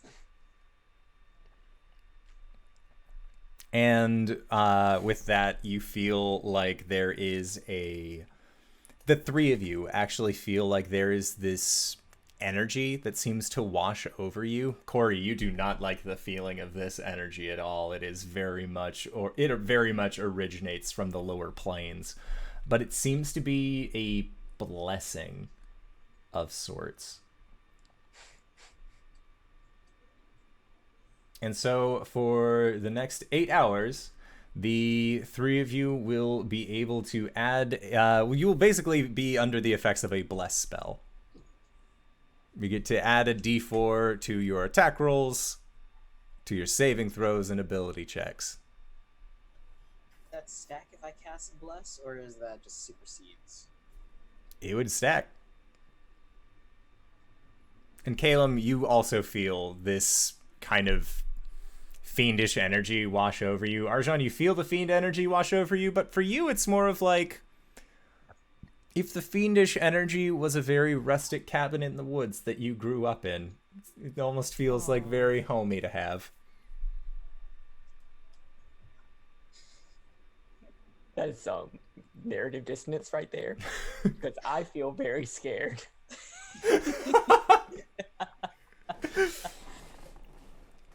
Okay. But yeah, you guys are able to gain the blessings of the Dragon Queen. Praise be unto Tiamat. And make your way to the top of this mountain. And as you do, you see that there is a section of flat rock that leads into a much larger cave-like entrance. And you see that maybe not 40 feet above you are these very thick roiling clouds that seem to be just rolling with thunder. And you see lightning strike out of them every once in a while. What would you guys like to do? It seems like the creature does not know you are here. Do we see a nest or any just eggs rolling around? You do not, but all you see is this cave entrance that looks like it leads into darkness.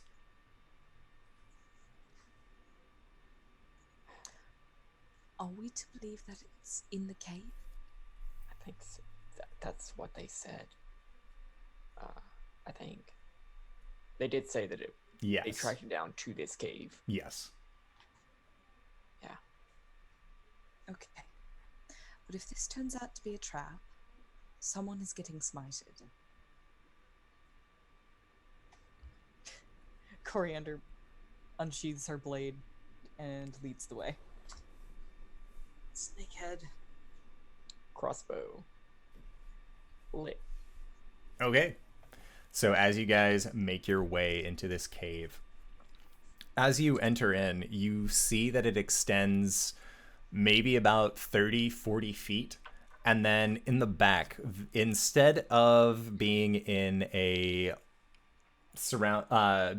nest made of straw or some other soft material, you see that there is a cluster of about 5 eggs that are a little bit larger than watermelon sized, that are all nesting on this bed of razor vine that seems to actually have been interwoven by the deep crow's beak. And as you go over, you feel like your footsteps aren't making as much noise as they typically would going through this cave. It seems like Tiamat's blessing has allowed you to continue being a little bit stealthier as you go. Can I make an Arcana check? Yes, you can. Or no, it's it's to get in my knowledge of the deep crow. Do they mate for life, or is it like? With your knowledge, you would have known that they are a species that only mates once. And that is possibly why there are so few of them. Cool. So, like, the dad don't stick around. No.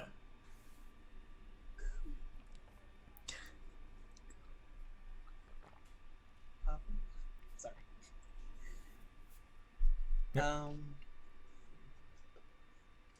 Would these be too big for, say, a mage hand? These look like they are going to be too heavy, yes. Well, to make an omelet, I guess. And Caelum just starts slowly reaching towards the eggs. Okay. And Caelum, as you are slowly reaching in towards the egg, you hear a rustling noise from inside the nest, as well as several other rustlings, and you actually see what look to be tiny crow-like heads that then pop up from inside, and they just go Oh God. and they begin trying to peck at you. But you see one of them, as it goes to peck, actually rears its back up, and a stinger pokes up and shoots out and tries to stab you in the arm. I'm going to need everybody to roll initiative. Oh, damn.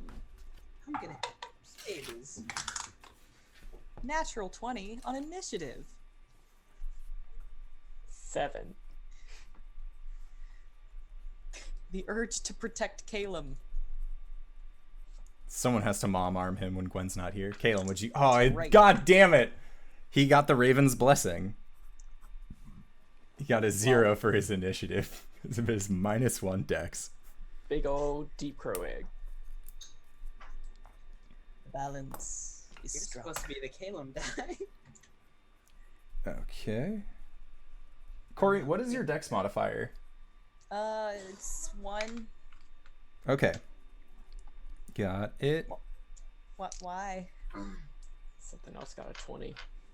Something else got a high number as well. Wowee. Wowee. Are we? All right, so first off is the creature that attempted to stab out at Caelum with its little crow stinger. And it is going to get a natural 1. So as its stinger kind of pops up, you see that the wings that it has kind of pop out a little bit, and you see that this is a 2-legged creature. Yeah, from what you are aware, the deep crow has 4 limbs. So this is a creature pretending to be a crow, trying to sneak its way into the babies of this much larger being. And these 2 other crows, also one of them opens up its mouth, and you see a stinger jut out from it, trying to get you as well. Does a 21 hit? Oh, fuck yeah, it does. Okay, so I need you to make a Constitution save. Oh dang.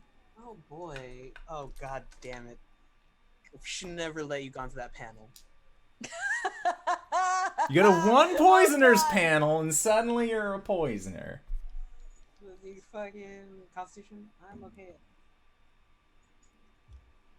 Arjhan, do you have a 19 still? No, No, it does right? not. No, he don't. He used it. No, I used that. Now my mom's mad at me. That's an 8. Okay, so Oh my God. you're going to be taking 6 points of piercing damage, Nice. and then you are going to be taking 8 points of poison damage. Oh, Uh-huh. And thank you, Katie, for the raid. Yay! Katie Faves. And then, Caelum, as you are kind of rearing back, one of the third of these small little crows that were inside of the nest flies up, and you see its talons actually grow to look like they are small little hands, and it tries to stab out at you as it's harrying you. As you made yourself very well known. But a 13, I'm assuming, does not hit. you one hit a 15, sir. Yes. So, that is it for these creatures. Cori. Oh God. I'm gonna face step next to the one that attacked Caelum. Okay. I'm doing my spooky face step that steals. Okay. Sounds And good. that just does that. I get 3 temporary hit points. And it from him. loses 3 health. And as you do, you see it kind of just... And the feeling that you get as this energy saps from it into you, it's fiendish in nature. It seems like this is definitely not a regular crow. Yuck. And then I'm gonna attack it. Okay. Get away from him!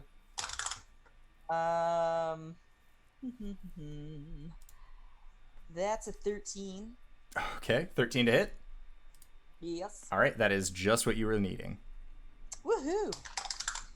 All right, so that's gonna be 10 slashing damage. Okay. I'll drop a smite on that. Sounds good. A small one. Just a little one. Just a little smite. It's Fiend, so I get an extra D8 for this. Yes, Ha-ha! you do. That's gonna be 1. Oh, I rolled low. 1, 2, 3, 4, 5. 5 radiant damage. Okay. Yeah, so as your sword swings out and the moon powers that dwell within it connect in your holy smite, you see as this crow with a stinger on its back actually rears up, and you watch as this crow-like form actually peels away to a small imp underneath holding up his hands, and then that imp is just blasted into oblivion. You little liars! All right, so Cori, do you have any? You used your bonus action, so next up is Arjhan. How is there a way that I would be able to get this egg into my bag? You would have to use your action to stow it. Okay. Caelum, are you looking particularly bad?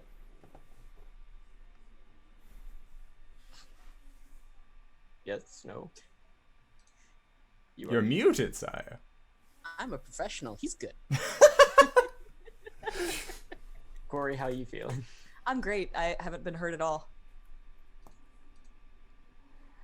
All right, Caelum, you're getting a heal anyway.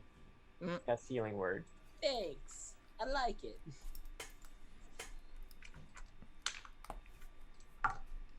You get 3 points of healing, but you can make an attack.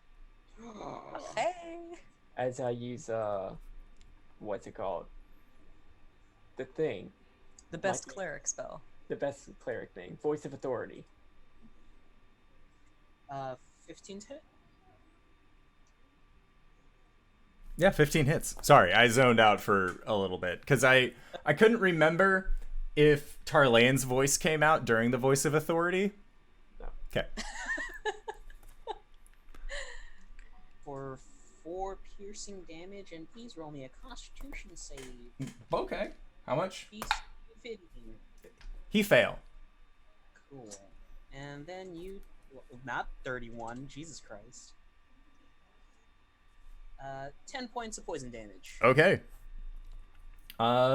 So how much was the bite? 4? Did I say 4 or... I want to say 4. Okay. No. I think you said 4. Yeah, 4. Cool.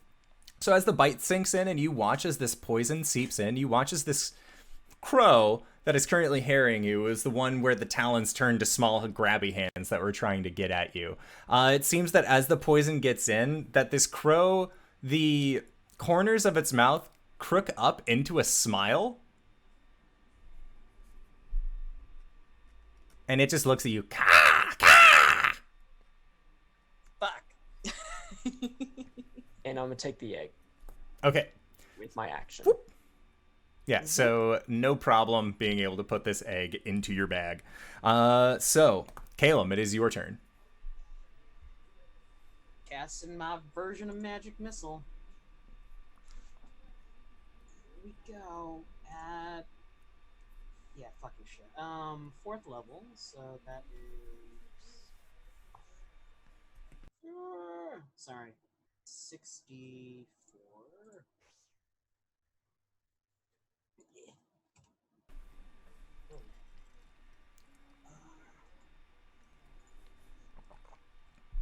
13 points. Oh, I'm gonna split it. I'm gonna do math. 5 points on the one I hit. Okay. Is it down? It still is holding up. Fuck it. It takes 13 straight. Fuck Okay. that thing. Yeah, it's super dead now. Good. Yeah, and you watch as these magic missile bolts pelt into it, that its form seems to peel away like old paper, revealing this imp underneath that then shrivels and falls to the ground, and then you just see its form steadily begin turning into a pool of black ichor, and it just turns into a pool on the ground. Am I grabbing an egg or are we good? Got one. And did you have any bonus action or anything else like that that you would like to do? No. I'm good. Done. Okay. So, Arjhan, as you say, no, I think we're good. We have one. We're good. You hear as this large thudding sound happens at the entrance of the cave that you were in, and a bolt of lightning streaks out into the cave mouth, and you see silhouetted is this large creature, 2 wings held up, head cocked back with these 4 mandibles all extending out from where you think its mouth should be. And you see one of its claws then rears up, pats down onto the ground, and it is going to shoot towards the lot of you. And it is actually going to be diving directly towards you, Arjhan, as you have kind of placed yourself in between Caelum and Cori. And it gets up close to you, and it is then going to make a attack with its mandibles. So, yes, that is going to be a 24 to hit. Oof. Mm-hmm. Mm-hmm. And then that is for 12 points of piercing damage, and you are considered grappled. Ah, no, please don't do that. Yeah, please don't do that. I'd like to use a reaction. Okay. I need Dex save as I cast Hellish Rebuke. Natural 20. Fuck. Damn. Better on the save than on the attack. 11 plus 2, 13, so it takes 6 points of fire damage. Okay. Sounds good. It is then going to rear up with one of its claws and try and strike out against you, Cori. Does a... I'm guessing a 15 does not hit. It does not. All right, it is going to use its second claw attack on you as well. Alrighty. Also a 15. All right. So that is it for its turn. Next up is the one remaining imp crow that begins cawing out like a young fledgling to try and earn the affections of the deep crow. And it is going to try and stab out towards you again, Caelum. And that is a 19 to hit. That definitely hits. So I need you to make a Constitution save.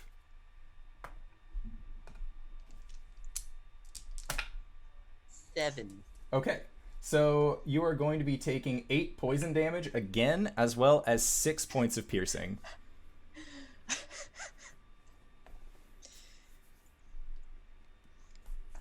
But, Cori, it is your turn, as you see this large, imposing figure now mounted up in front of you. Great. Currently grappling Arjhan in its weird mandible beak. Okay. Thinking quickly here. She's going to employ some fey trickery. And she's going to say, "Look, I'm attacking your children!" And I'm going to take out the imp, hopefully. A 15? Okay. No, a 13. Sorry. A 13 does not actually hit the imp. As you go to slash against it, it kind of just maneuvers itself out of the way. Second attack. Ooh. 25. 25 totally hits. Roll for damage. All right. 8 slashing damage, and then a smite. with 13, 15 radiant damage. Okay, that destroys this creature in front of the Deep Crow's eyes. And as the sword connects, Arjhan, you are very close to this creature's face, and you just see the silvery moonlight reflect over a countless number of these red eyes that it has in the center of its head. And then you feel its mandibles tighten their grip on you, and you feel there is a little bit of saliva now that is actually coming out of its mouth as this creature seems to be getting very heated over what you have done to its BBs.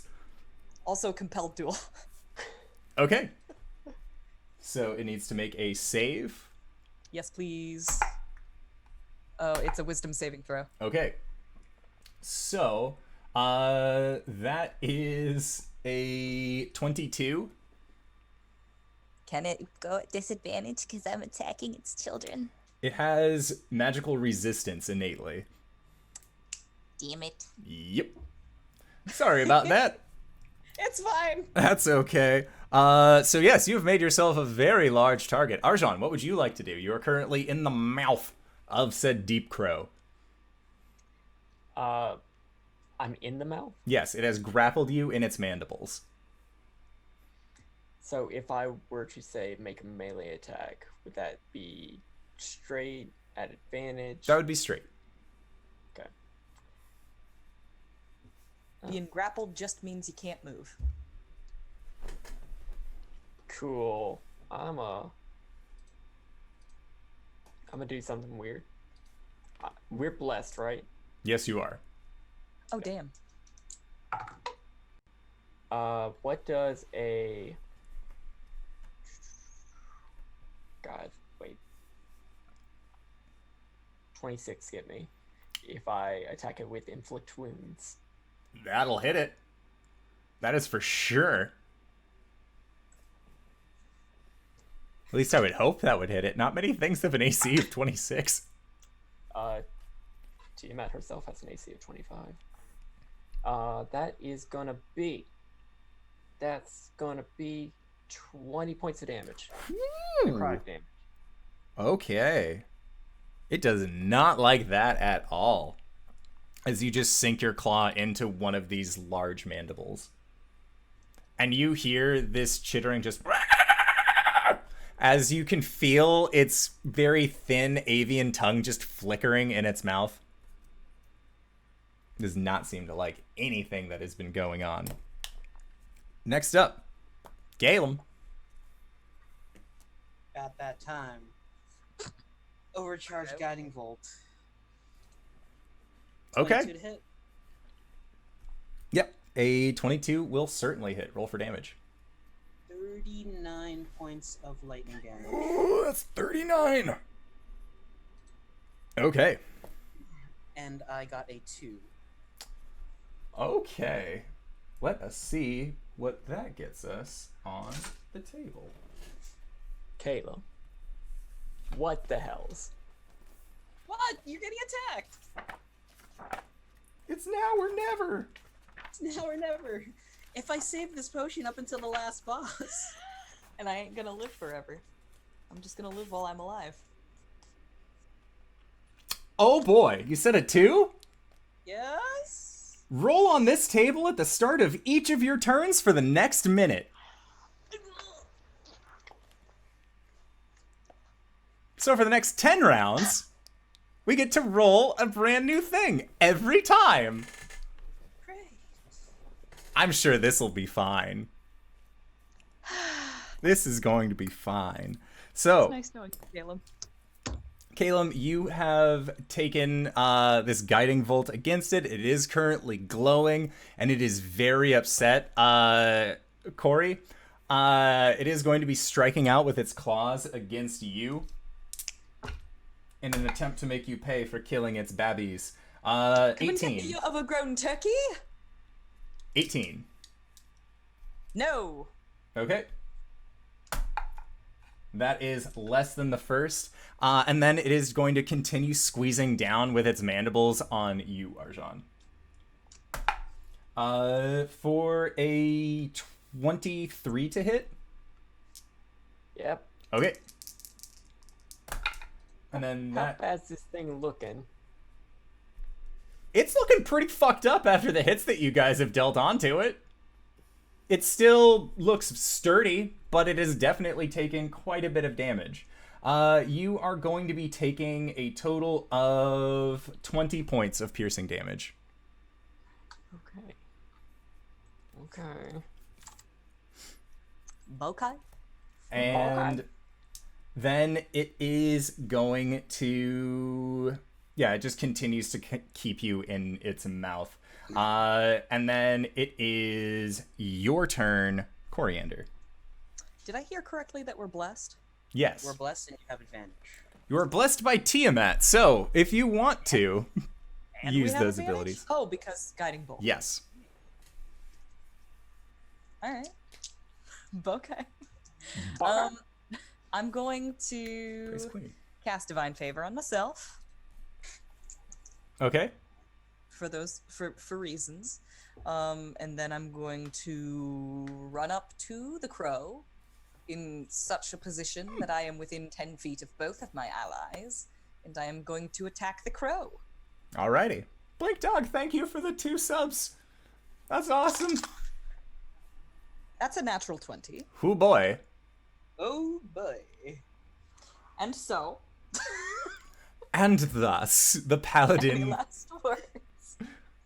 I have a question. Yes. Is the crow a fiend? It is not. Okay. This changes one or two things. This changes nothing. So here comes slashing damage. Okay. You ready? That's going to be 1, 2, 3, 9 slashing damage. I rolled pretty low there. And I'm doing a 2nd level smite. Double dice for that is going to be 6 total dice. So here it comes. 8, 12, 17, 25, 29 radiant damage. Ooh. And here comes the bless. Or not the bless, the divine favor. So an additional 5 radiant damage. Okay. Is it still alive? It is. It is looking very injured. Here comes my 2nd attack. Oh boy. Didn't we talk about this? Yes, we Well, have. Yes, we did. And this is still blessed? Yeah. But the guiding bolt advantage is Yes, gone that is Okay. correct. now. So that's going to be an 18 to hit. An 18 just hits. Oh, okay. Well, 2nd verse, same as the first. Come back here, D8s. So that's going to be 10 slashing damage. Okay. And 5, 10, 15, 19, 23, 30, 35 radiant damage. What does it look like when you destroy this deep crow? You absolute madwoman. It had 80 health at the start of this turn. Coriander comes running at it, and like just leaps at it with her sword and plunges it into its chest. Like there's a pulse of light as Moonfire just kind of creates fissures along its black feathers. She pulls the sword out, and then in one big sweep, with another flash of Moonfire, she lops its head off. Okay. And as you lop its head off, Arjhan, you just collapse down onto the ground. As this creature had you in its mouth, but seeing as how its head is no longer attached to the body that was holding it up, this very imposing form just drops down onto the ground. Luckily, you're able to maneuver yourself in such a way that you keep this eggy from breaking. Great. And now you guys are what feels like alone in this place now. Oh, that sounds great. So, Caelum, let's I start have things a up. list for you, friend. I pre-rolled so we can get this done. Excellent. Oh, damn. So- oh, fuck. Oh, shit. I forgot about all that. Oh, God. So, what is the first one? 92. 92, which is, if you die within the next minute, you immediately come back to life as if by the reincarnate spell. Cool. 71. 71. You gain resistance to all damage for the next minute. So we're at 2. 45? 45 is you cast Levitate on yourself. 48. 48 is, hey, guess who's back? It's your favorite friend, Shamrock Shimmer.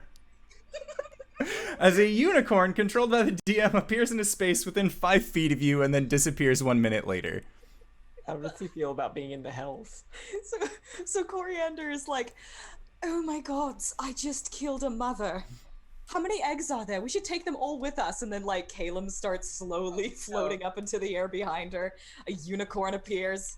During this entire thing, he's doing the Wraith Shadow thing from the Raven Queen, where there's just multiple forms of him. Where did I leave off? What number? That was 47? 48. 48. That was number 4? Okay. 38 is next. Okay, so 38. 1d6 flumps, controlled by the DM, appear in an unoccupied space within 30 feet of you and are frightened of you. Oh my gods, Caelum, what So- is going on? As Caelum is like floating up, this energy is just crackling off of him from the guiding bolt's electricity from the round prior. You watch as he begins to levitate. There's like a weird sheen that comes over him that seems very strange at this point, considering, well, he already had another magical sheen over him. You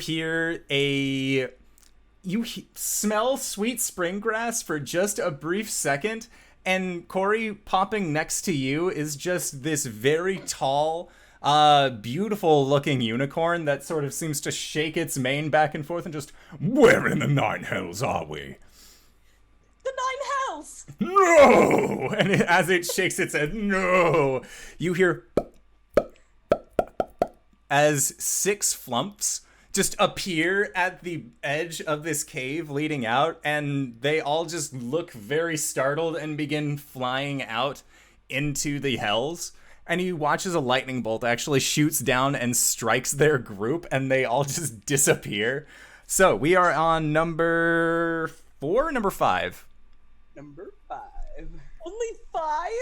Yeah, so can we resolve this after all of this is done? Because it's a 99, and I know what happens then. Yes. Next up is 30. Okay, so 30, you teleport up to 60 feet to an unoccupied space of your choice that you can see. I'm gonna teleport away from the group. Smart as idea. far as away from the group and away from the eggs. Okay, Coriander's just gonna, like, grab onto Arjhan, just like, what is happening? all right, so Like Scooby-Doo, like panic. Yeah, and panic. the unicorn, this is far from normal, as it just is also kind of like with its head tilted back a little bit. All 3 of them just huddled together in fear. Okay, so that was number 6 or 7? That was 1, 2, 3, 4, 5, 6. I have 3 more. Okay. 8. Okay, so an 8. This is another one that we will discuss later, because it was going to be the fireball exploding on you, but we had established previously with this spell chart that neither of us liked that, so that'll be a different one. Okay. 85. Okay, so 85. You cast Mirror Image. Oh, yeah, so I'm definitely doing the Raven Queen thing now. No And- fear. Caelum overcharges Nervous. spell. Nervous. One fear. Nervous Caelum laughter in stereo. Oh, it is echoing through this cave. Grand finale, 13. Okay. You cast confusion centered on yourself. So, Great. Is he still within 10 feet of make me? a No, he's wisdom not. save and try and beat your current wisdom. With them. Natural 20. Thank God. Okay. So, baby, Yes. 99 again for the 99. Yes. So, roll the d6. Great. 2. Okay. Sounds good. Do you want me to describe what the flaw is? Sure. I don't believe I can make a difference to anyone or anything. You have developed apathy. Great.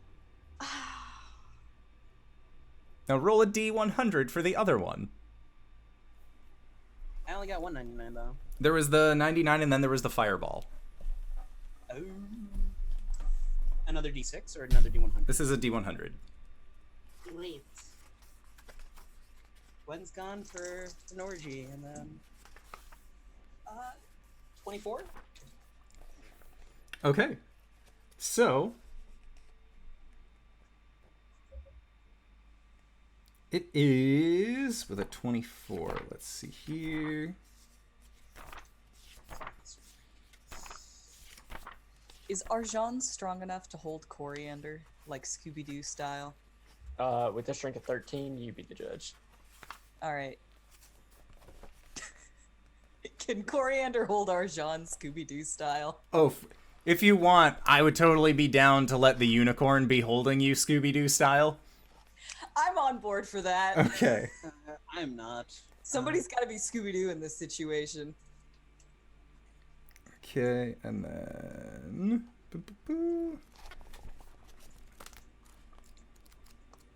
While you are looking up things, I do want to point out that it looks like we are dropping frames. All right. But Very badly, it would appear. So let me close out of this window. And then hopefully that makes things smoothed out a little bit. So, where is it? You said you got a 24? Yeah. Foolhardy bravery as a new flaw. So I don't believe I can make a difference in the world, but I'm brave to the point of like. Of foolhardiness. There's no point. But Might I can. as well. Oh God.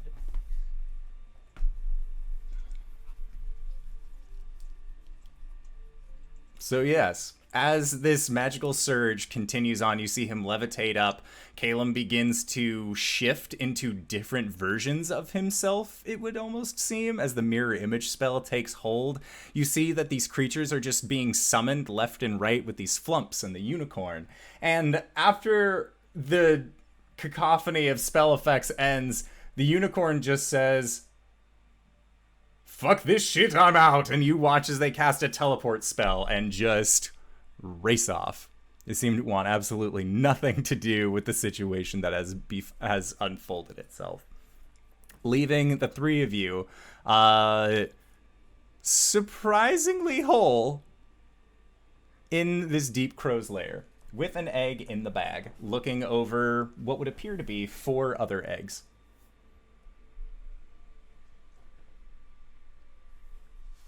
do we want to take them all? Or just deliver the one? Doesn't matter. Are we just going to ignore what just happened?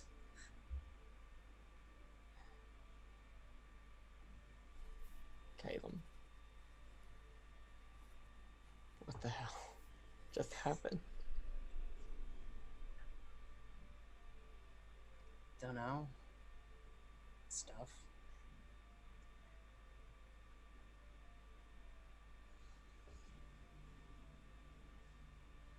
I'd like you all to make perception checks as you stand here trying to address this. Oh, butts. Natural 20. Natural 20. 19. So the 2 natural 20s and the 19.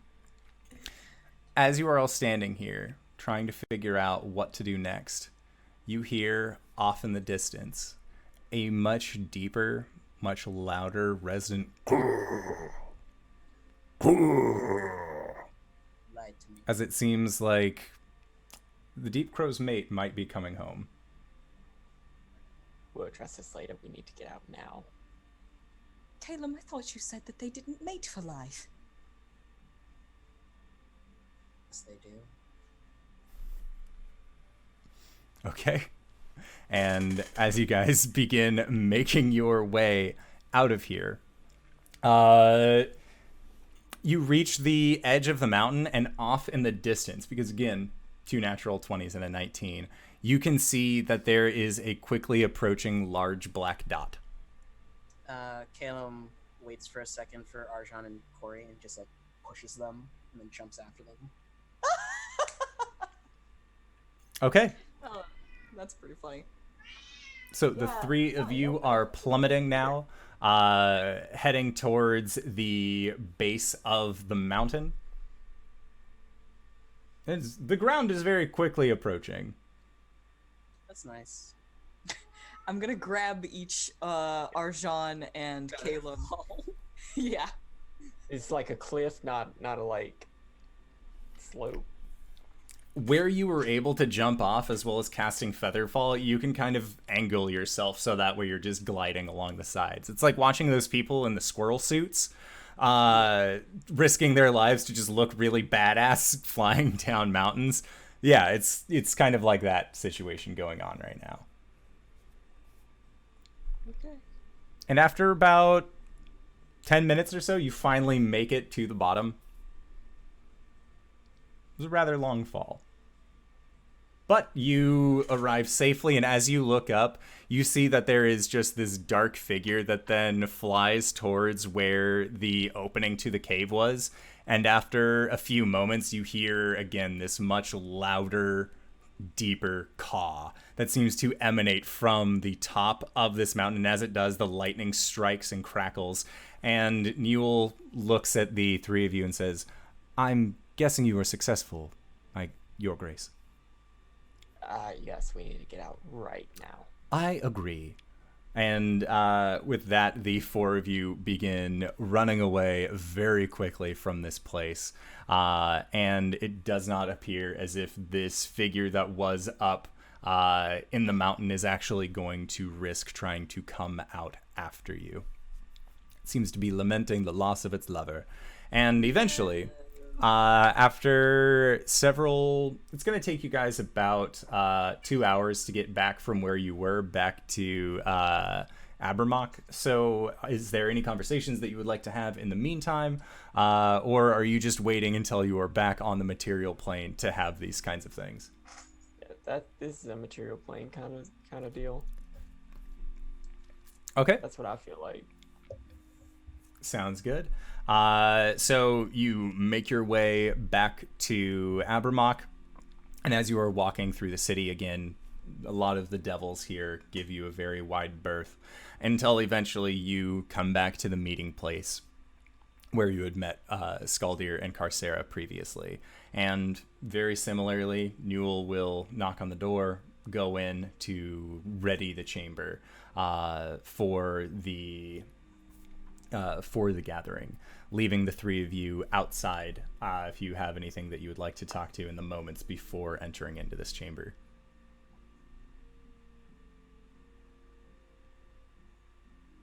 As you all just sit very quietly, eyes wide, realizing that you just stole a baby, the door opens back up again, and Newell motions for the three of you to then come inside.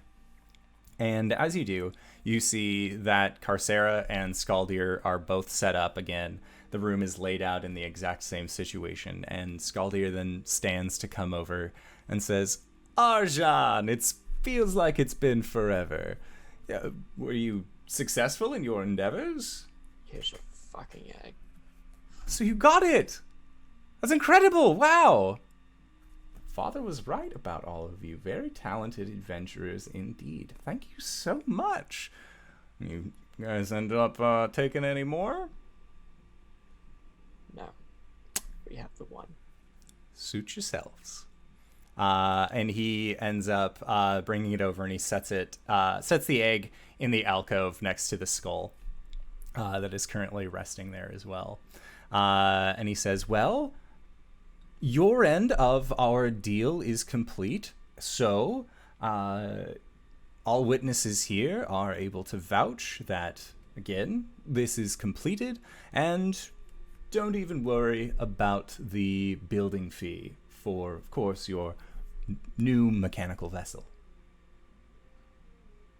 Now, while you're here, is there anything that you would like to address to us? Anything else that you would possibly need? We are still under the confines of our honesty clause, so we will try and do our best to help you in the best way that you have helped us. I just want this transaction finished. Suit yourself. I don't know about you, sister, but I've had an absolutely wonderful time.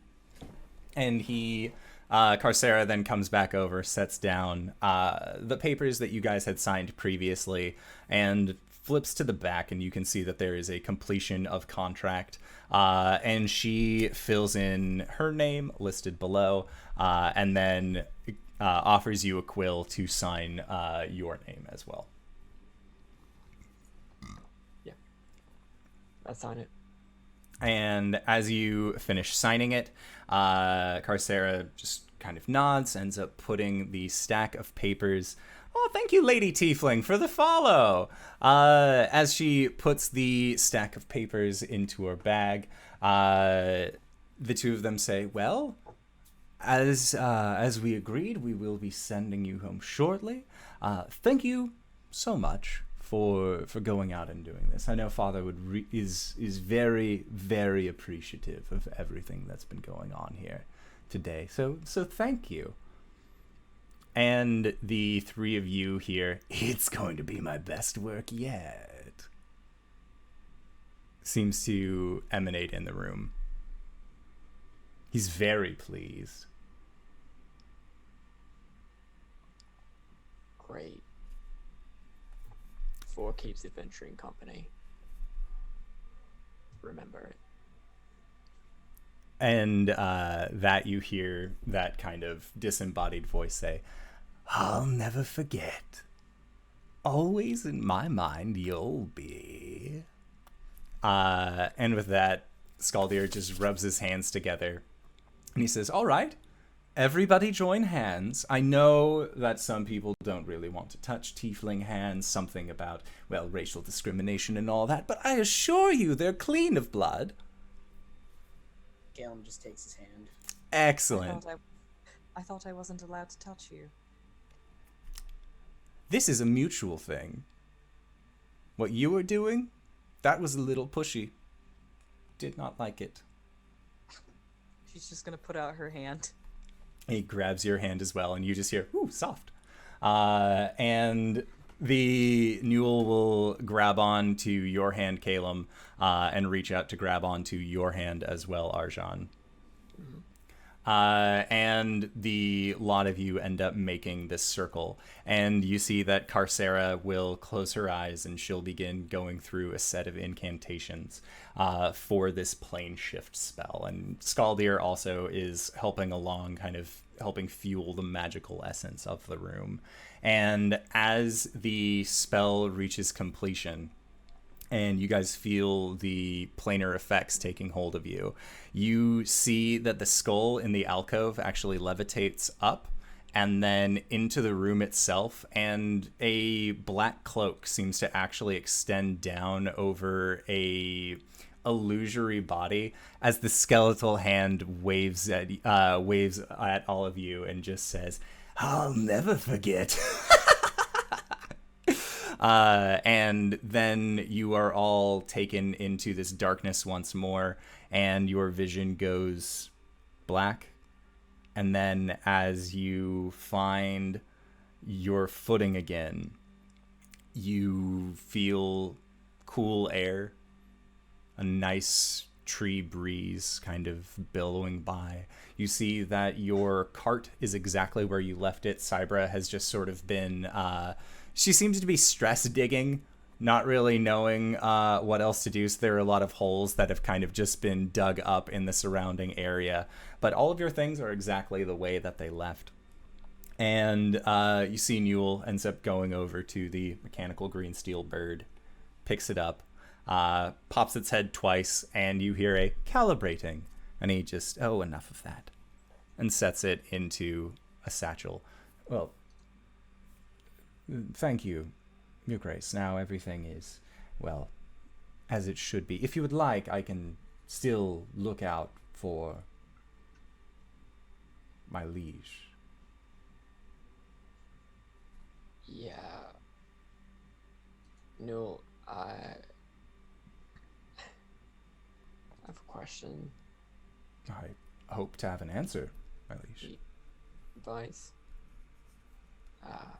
Whenever we were down there,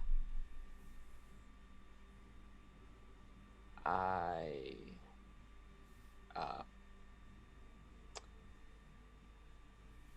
invoked the Queen. How did it feel, Your Grace? I mean, it felt alright, but she talked.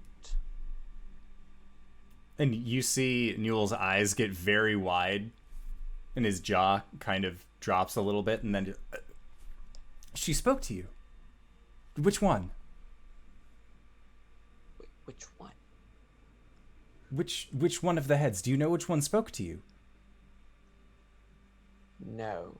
She said, okay, but we're gonna talk about this later, and I feel like I'm in trouble. Oh, my liege. If only I could be there to witness. This is something typically reserved for VIPs. She does not make house calls often. If she is to... Oh, I'm sorry. If she is to speak with you, 1,000 blessings upon you, my liege. You know, I feel like she's mad at me. Almost certainly. How often have you tried reaching out to her? Twice. How far apart?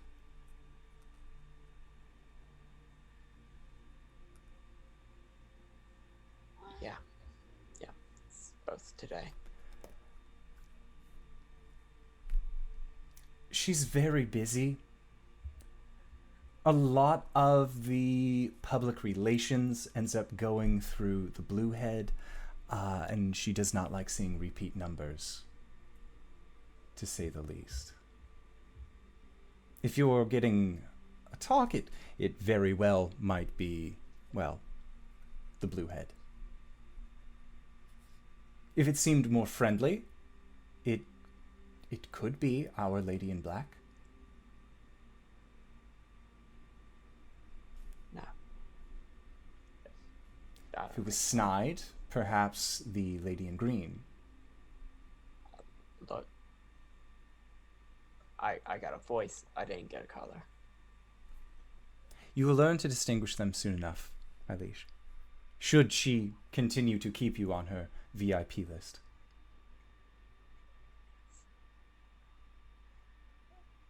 Okay. I guess thanks for getting this wrapped up. Oh, of course, my liege. May we find Lord Tarlane soon and put him back in his rightful place at our queen's side.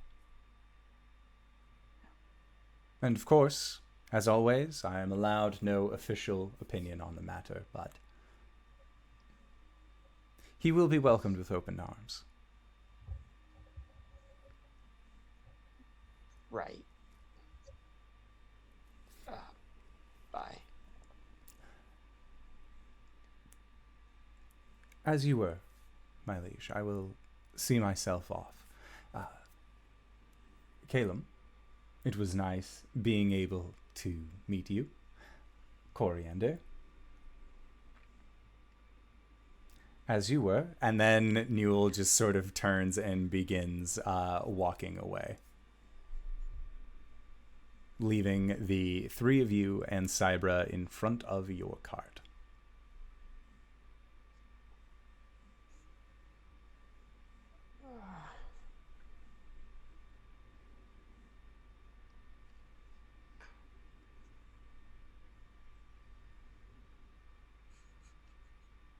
Caelum. Yeah.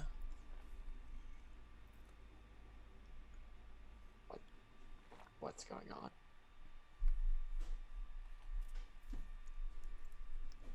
Don't know. It's just different.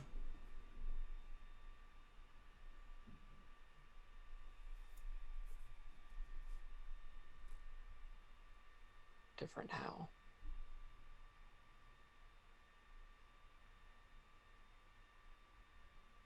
It's hard to explain. I just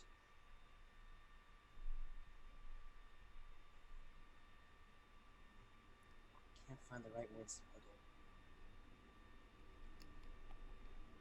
Cori's gonna kind of squint and get a little closer to Caelum and just kind of look him in the eyes.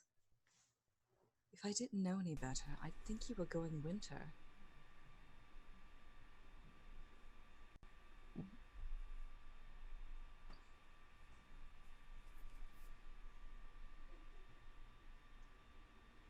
Okay, this...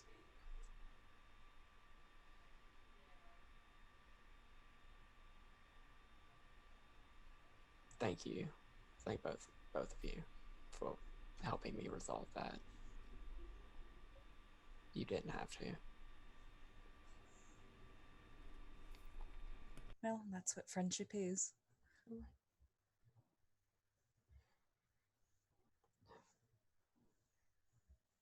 Caleb's gonna crawl into the cart.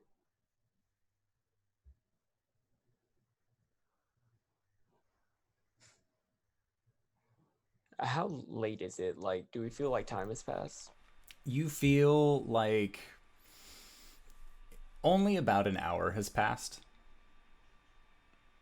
since you guys left. It seems like there was a bit of time dilation that occurred between the hells and the material plane. Gwen is gonna be mad at us. Well,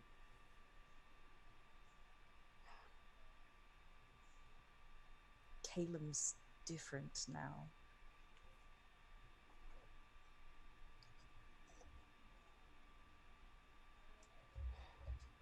Caelim's making his own choices just like the rest of us are. Gwen, he and I, we're all having to deal with the consequences of those choices. Do you really think Tarlean is gone? Cori, he's not with me. Okay, good. And she's gonna hug Arjhan.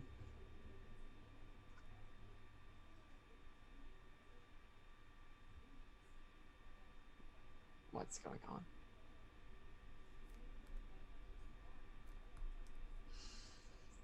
I don't feel like I can... I can't really... I always feel like he's listening.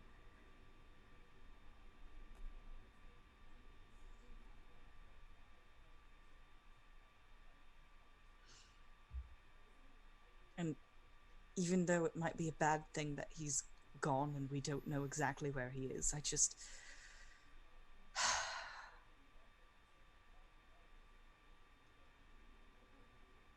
I feel bad, but I appreciate the opportunity to regard you as a friend without him here.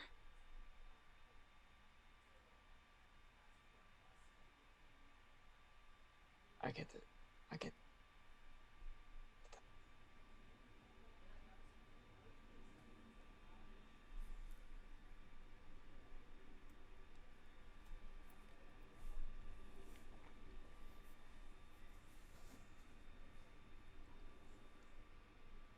sure you've gone through a lot in the last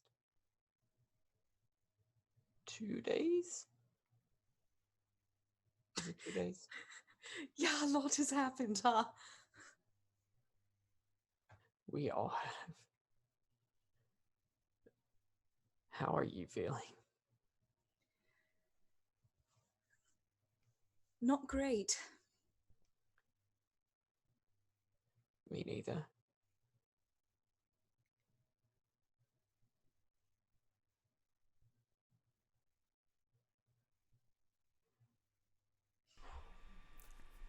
And as the two We're of going you- to be okay. But do you mind if I just cry for a bit? That's fine. Okay. And she'll just bury her face in his chest and cry for a little bit. Yep, we'll just sit down on the ground. Yeah, I'll take first watch while Cori cries. Okay. So while Cori is crying, Caelum has huddled up into the back of the cart, and Arjhan takes his first watch. That is where we are going to go into the end of the episode. So I would like to say thank you to these wonderful players for putting up with our bullshit every week. This was an adventure for sure that'll probably have no long-lasting consequences. How long was I gone? 12 minutes. No, kinda. So, with that, I would like to say thank you to everybody who decided to stop by. Thank you to Blink Dog again for the 2 subs that got presented in chat. This has been awesome. I love doing this show. RJ, where can we find you? What do you do? Hey everybody, I'm RJ. You can catch me here at Indoor Adventures. Also on RJustice282 on Twitter and Twitch, where I tweet about the nerdy things in my life. Monday nights, Caelum. Tuesday nights, Bartholomew, Chris Estrad.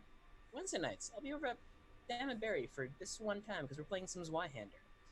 And on Sundays, over at Pro Restarters channel, you can catch myself and LBHackEmUp, who is not here at the moment, 8 p.m. EST, where we play on the Cypher system.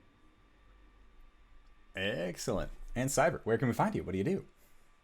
Hi! I'm Cyber. You can find me at CyberWolf1201 on Twitter, where I shitpost, and also sometimes talk about whenever I go live on twitch.tv/CyberWolf1201.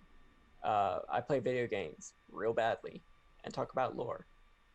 This past week, we started a new series with Halo Combat Evolved, and raised $80 or $79 for the victims of the El Paso shooting, which is freaking awesome.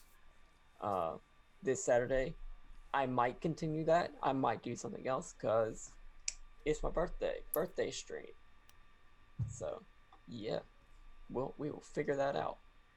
But it's gonna be a good time. Archives of that go to YouTube, which has a very bad URL, but you can find all that, and you can find a podcast that Kyle with an N I do called Let's Talk About It, where we get drunk, do parkour, and talk about the RPG stuff that we've been doing. We're gonna record another one for our post Gen Con episode soonish. Kyle with an N is doing stuff right now, like making big life altering stuff happen. So yeah, it's good time. We miss her dearly, but we'll get together soon. Yeah. But for RPG stuff, you can find me here on Monday, which you found, and you can also find me here on Thursdays, where we play Ghost of Saltmarsh, and I play Kalashtar Bard. Yeah. With no trauma whatsoever. Minimal trauma. And Danae, where can we find you? What do you do?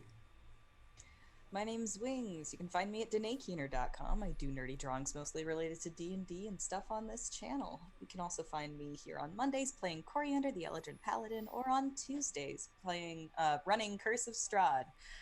Except for tomorrow, because we're not going to have Curse of Strahd tomorrow.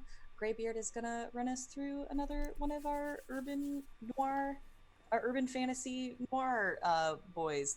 We call it the Looming Shadows. And we're gonna do some of that, and it's gonna be a lot of fun. You get to see Ruhaka doing her thing. And that's I think that's all I have to say. DanaeKeener.com. DanaeKeener.com. And if you have made it this far, you probably already know who I am, but if you don't, hey fella, what's up? It's me, your buddy, your pal, your friend, the Indoor Adventurer, the showrunner here at twitch.tv/Indoor Adventures, Monday, Tuesday, and Thursday at 5:30 p.m. Pacific Standard Time, as well as Saturdays when I can at 11 a.m. Those are our community days, so if you liked what you saw here, consider joining our Discord, and then you can be on the first list of people to sign up for Community Game Day. I picked up a lot of really cool tabletop RPGs from Gen Con, so I would like to be able to play them, but in order to play them, I need players. So consider joining our Discord and signing up there. If you were not watching this live, you can find the link to that Discord below in either the description of this Twitch VOD, the YouTube VOD, or any of the places where you could possibly catch up on audio casts.